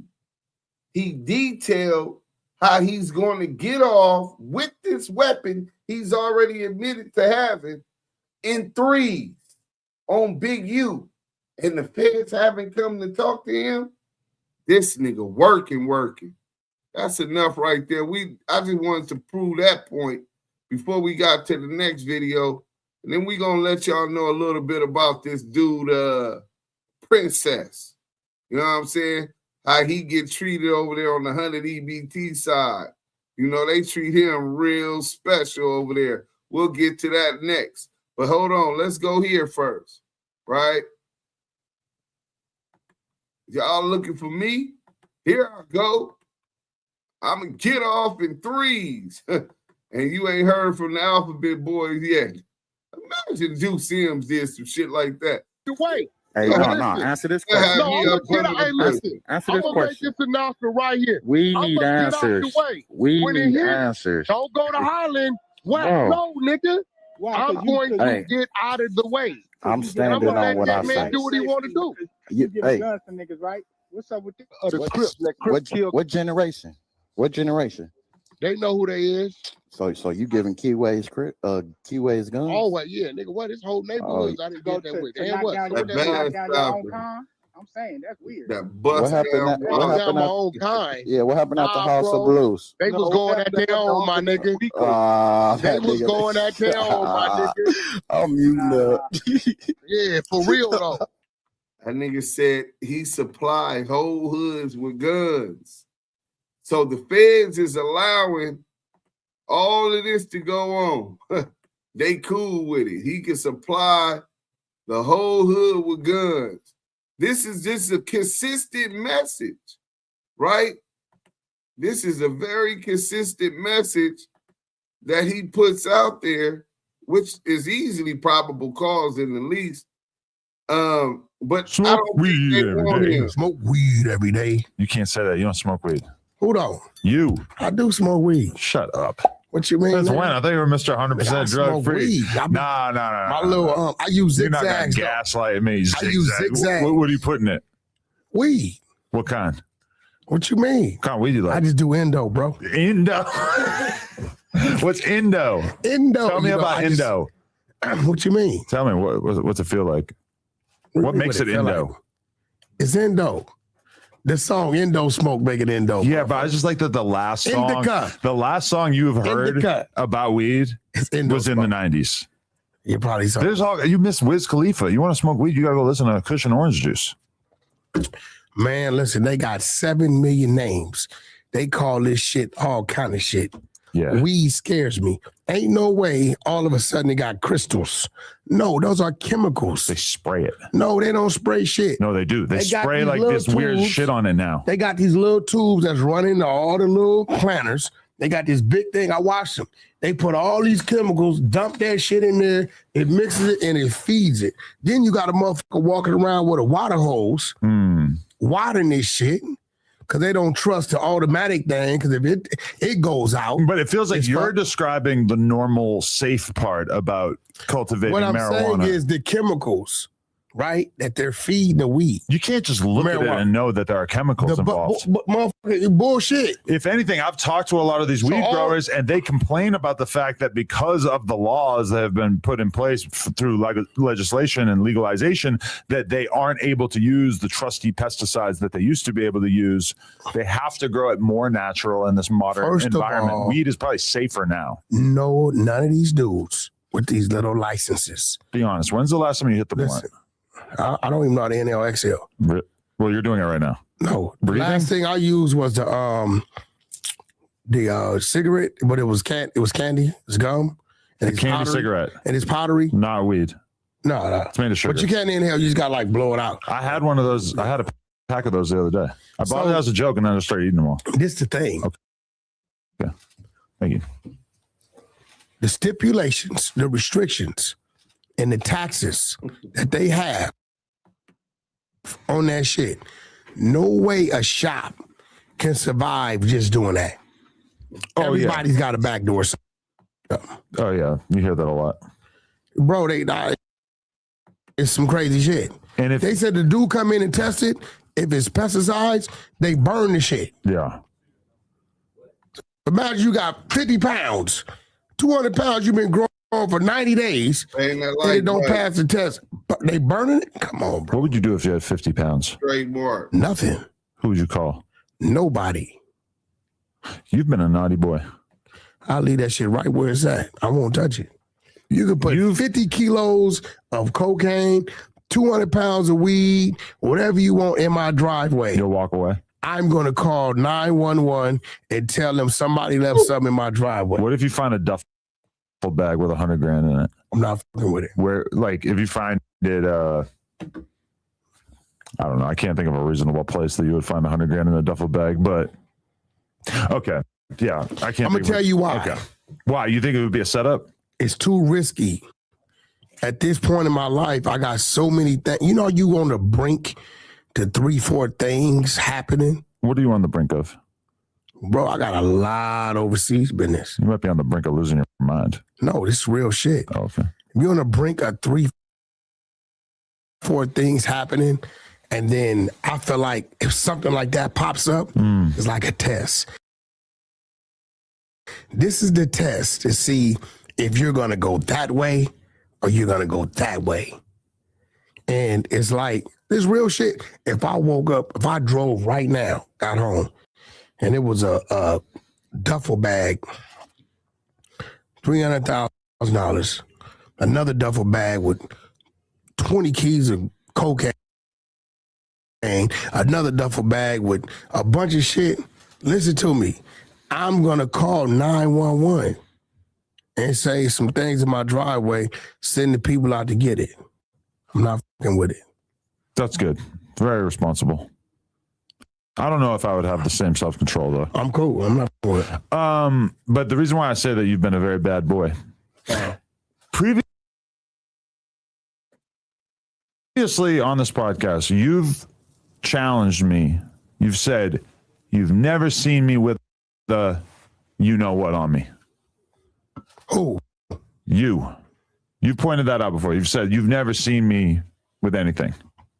Well, that's what I'm going to say. Are we like... And then I see the clip of you and Flacco, and I did not catch it upon first inspection. So but what? The clip of you running up on Flacco. But when I review the tape... What'd you review? I noticed a little something in there. What, my second cell phone? No. That's all that was. Really? That's it. So that wasn't a gun? Fuck no. You have multiple cell phones? I got 2 cell phones. Where's it right now? In the car. You just keep it strapped you to want your the hip? number? Strap it to your hip? Yeah, I got a, the clip, but I clip it inside. Uh-huh. You want the number? You can call it right now. I don't want to call that thing. I don't. What you talking about? But you want to be real? You don't be slipping. I've definitely seen. Why are you always trying to expose me for that? No, I've definitely seen you right. Okay. Like, so you asking the question? Allegedly. I'm just saying you got exposed. So you're the one who's on the chopping block. See, that's snitch right there. That's snitching. I'm not. I put you on the chopping block, and then you immediately like, well, you did it too. No, because I'm correcting you. You don't be slipping. That doesn't have anything to do with me putting you on the chopping block. You said that I said. I put you on the block. I'm not, though. I'm trying to chop. I'm not. My security be outside. Right. I don't even be in the front. Uh-huh. Well, So now he's confronted again about when he ran up on Flacco with the blick. The blick was showing. Let me see if we got that on WACK100 rushes Poetic Jala. Poetic Jala hate me. You know what I'm saying? Oh, you get more if you dealt with me, if you were nice with me, man, fuck you, nigga. I don't need you, nigga. You here today, gone tomorrow. Let's go.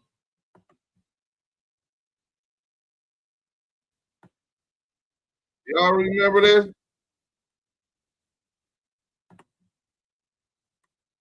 Mm-hmm. Then the weed shit. Yeah. Then the merch shit. Yeah. Then the food shit. Yeah. We fuck with everybody. Yeah, that's some shit. Nah. Hey, yo, I might have to pull the belly. Yeah. You what? I might have to start hating on these niggas. You got hate on us? Damn, like that? Come on, I don't think Stop the time on them niggas. Hey, Wack, come on, blood. Hey, hold on, bro. I ain't gonna hate on what I help fertilize. You know what I'm saying? I can dig it. Flacco. Yo, what I do, man? I asked you to keep your phone on, bro.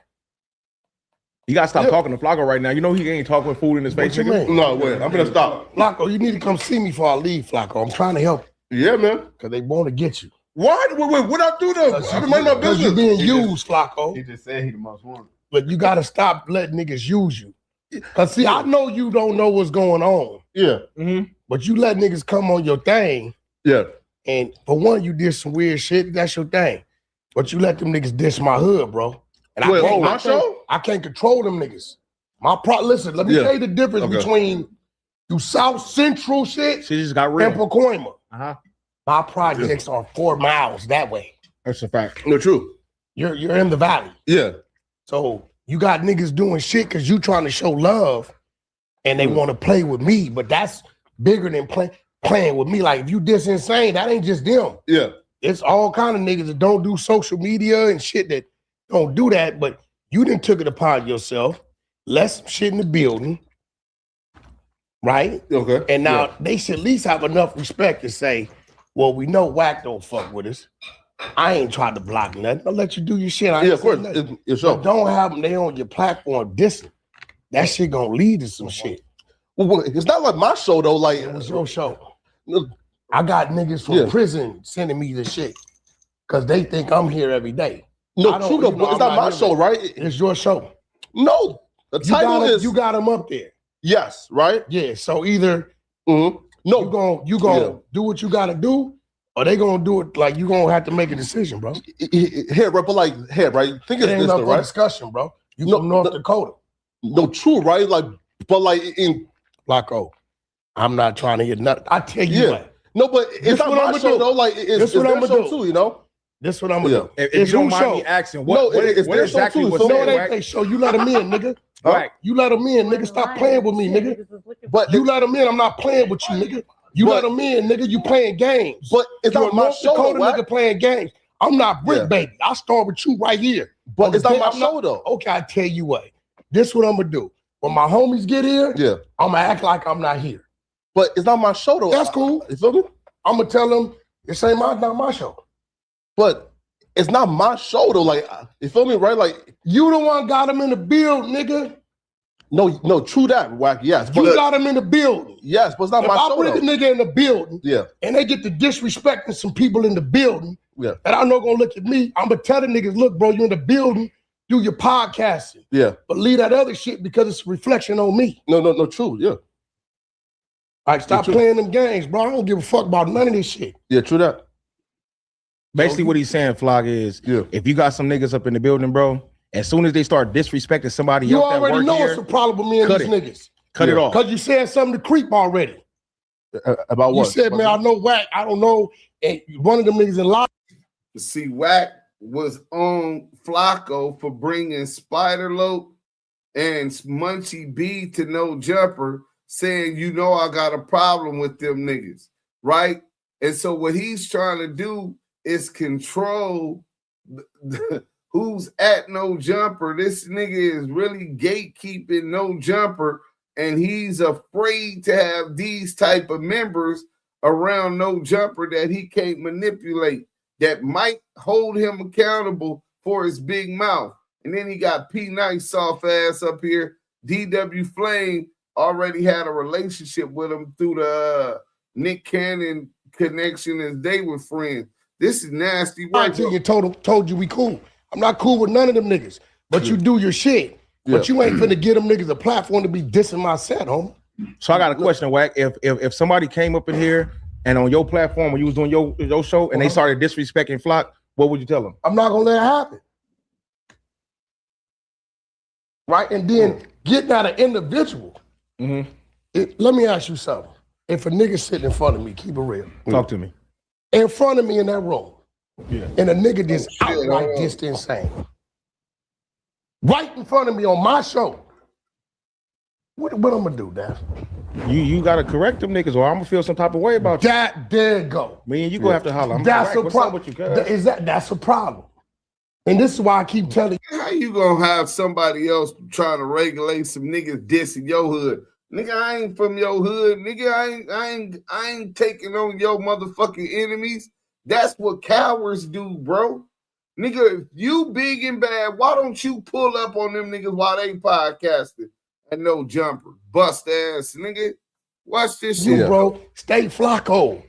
They the nigga from North Dakota. You letting these niggas drag you, the wrong niggas drag you into shit. And while you showing love, they're using you. They know that when my homies see that, they gonna call me, and then it's a conversation with you. For what? When you showing them niggas love.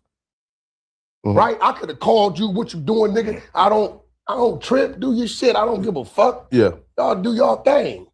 But nigga, at some point, if you think that your platform is gonna be a platform they got to come diss my neighborhood, then you're gonna find out what it is. Wait, but like, hey, bro, but like, no jumper is not my platform, it's Adam's platform, right? And the show itself. Hey, listen. Hold on. What the?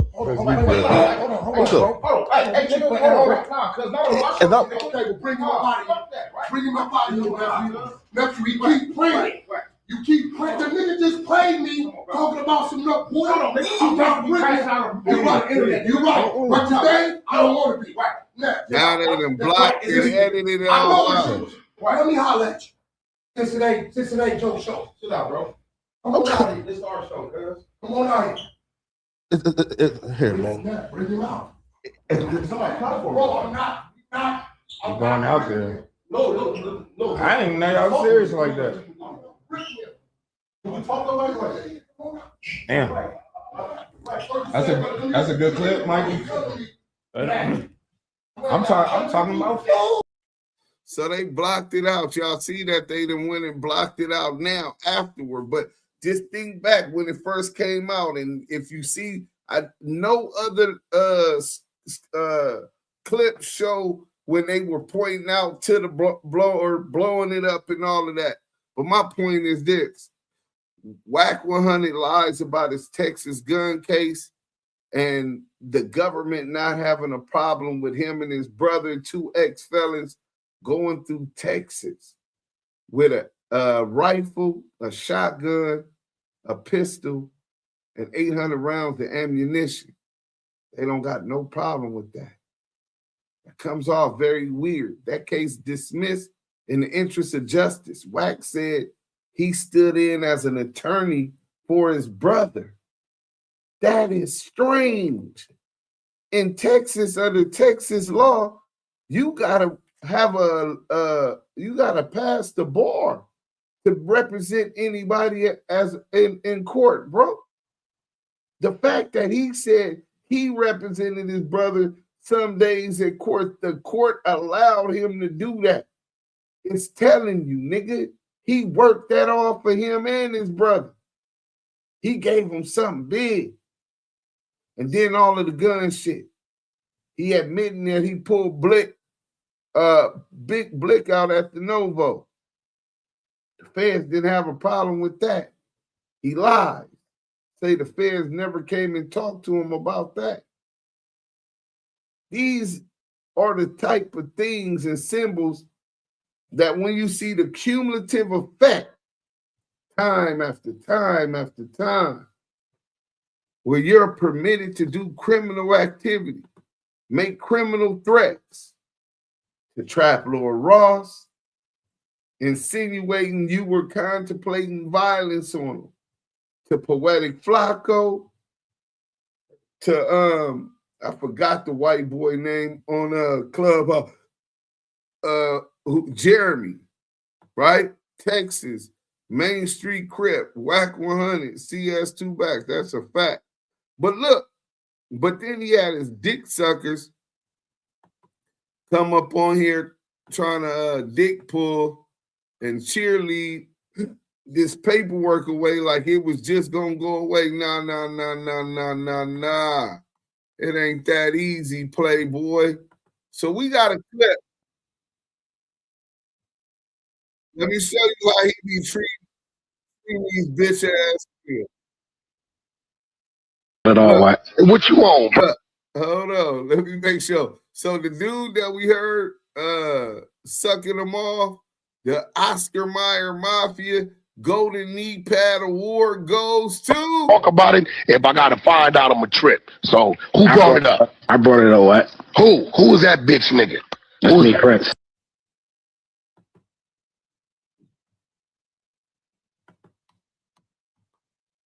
I brought it up. Prince, is you a faggot or something, nigga? Not at all, Wack.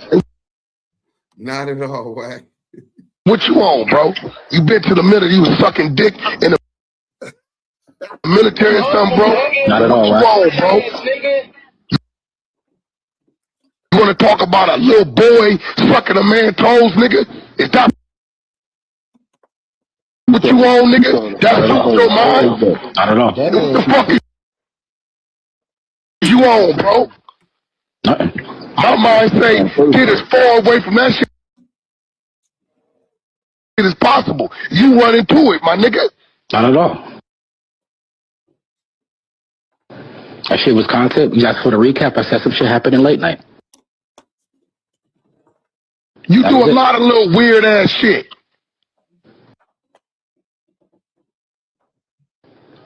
Here you come. Oh, y'all niggas be thinking I don't know what the fuck going on. Dreas, don't fuck with this nigga right here. But now he fucking. He's your enemy. Ain't that right, Prince? Ain't that right, I don't Prince? have enemies on the Hunter side, Wack. Do a lot of weird ass shit. I run this shit, nigga, like the penitentiary yard, nigga. And those y'all ain't been there, yeah, is at a disadvantage. Cause what the fuck you think I don't know, I know. Talk about it if I gotta. That's how he talked to Prince. The nigga that was just sucking them off, read the motherfucking Wack's lawyers part of motion to suppress. Wack is 5'4", 270 pounds. Who the fuck is scared of this rat? This shit was staged, or Flacco wasn't thinking about this rat. Right, renegade old Freddy wouldn't hurt a fly. What's popping? Aftermath salute. Yeah, that nigga scared of Wack, bro. Because Wack got access to him. Wack only gets along with IRPS. He really don't know. So that's a phone that fell, huh? Pump Fake King.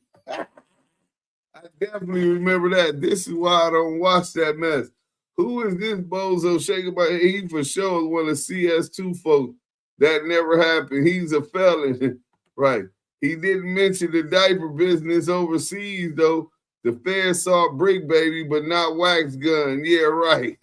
Last call for alcohol. Yeah, they mentioned that in Brick Baby paperwork. But they ain't got that ain't bringing that up on Wack. This is crazy. The no jumper beatdown, they not bringing that up. How can a man sit there getting verbally abused? Because he's a bitch. He sucked Wack toes. Suck more than that. Where do we get them from, man? Listen, they be on Clubhouse thirsty. Like, they don't know nobody. These is out of town niggas. So, Bomani, salute, what's up, baby? So they get on the internet. They think he's bigger than life because they heard him on the internet. Like, what he's doing is real. The internet is not real, bro. 98% of the shit that's supposed to be beef on the internet is fake, frauds, niggas that ain't gonna do nada. I'm one of them, except if I see CS2 back. You know what I'm saying? But, or if somebody threaten me and mine, I'm gonna protect mine by any means necessary at that point. But outside of that, you ain't got me. You ain't got, bro. These people get on there. He tells them all of these stories about all the money they got. The economy's fucked up right now up under Trump, especially for black people. Right now, the unemployment for black people is the lowest it's been since the recession. Imagine that. He set us back already now like 16 years. And they continue to cut anything that has to do with helping our community. They gonna bleed us. It's only gonna get worse. But these are the people that have no jobs. They're on Clubhouse all day with no goals, short-term, long-term, no means, no resources. So they look at him as somebody who they believe has resources, as somebody that if they hang around, they'll be able to have access to this. Like Wack is going to do something for him. He's their only hope to escape their miserable reality. See, that shit didn't work with me. Tata, shout out the homie Tata. Shout out E Fouché at E1. Shout out Jazzy Management. Ghazi from Empire. Shout out Val TV Network. Shout out livestreamers.com. Shout out Sinclair Digital, Sinclair Broadcasting, and shout out Cox Media. I've been plugged, nigga. I did music. Nigga, I've been an executive. So I don't look at this nigga and then look at this nigga as my only way in. I'm already in. It's about making it happen, finishing this documentary, getting my app going, get these motion pictures going, get these reality TV shows going, get my podcast popping. Them dudes they haven't even done that. So they look at him and he knows it. He knows that they coming to use him. He knows that they don't give two shits about him. And he knows that a lot of them are busters. They never even had fights in their life. So he feels he has a tactical advantage of them and he tries them. Psychological, YA game. Push his line and spread his legs as wide as possible to see how much space he could get. He could go over another nigga's space. And when a buster like this nigga Prince do that and he sees how passive he is, he know he ain't a wolf. He ain't got it in him. So what he gonna do? He gonna keep him around. He's gonna make him his do boy, his cheerleader. Put these panties on, bitch. Thong. Walk around this motherfucker. You was doing weird shit. Yeah, nigga, you lucky I don't slap your bitch ass now. And because he's accustomed to being treated like a buster, being treated like a bitch, he's comfortable in that zone and in that position. And Wack plays the dominance. He plays an alpha. But we all know he didn't have that energy with Tiny Draws. We know he didn't have that energy with J-Rock. We know he didn't have that energy with the Bomb and Paul Rules. We know right now he don't got that energy with Duse M. He didn't have that energy with Big U. And he don't got that energy with Wacko. Peep the signs and symbols. Keep your third eye open, man. Hey, salute. We out of here. Damu Kiwe. Conversation.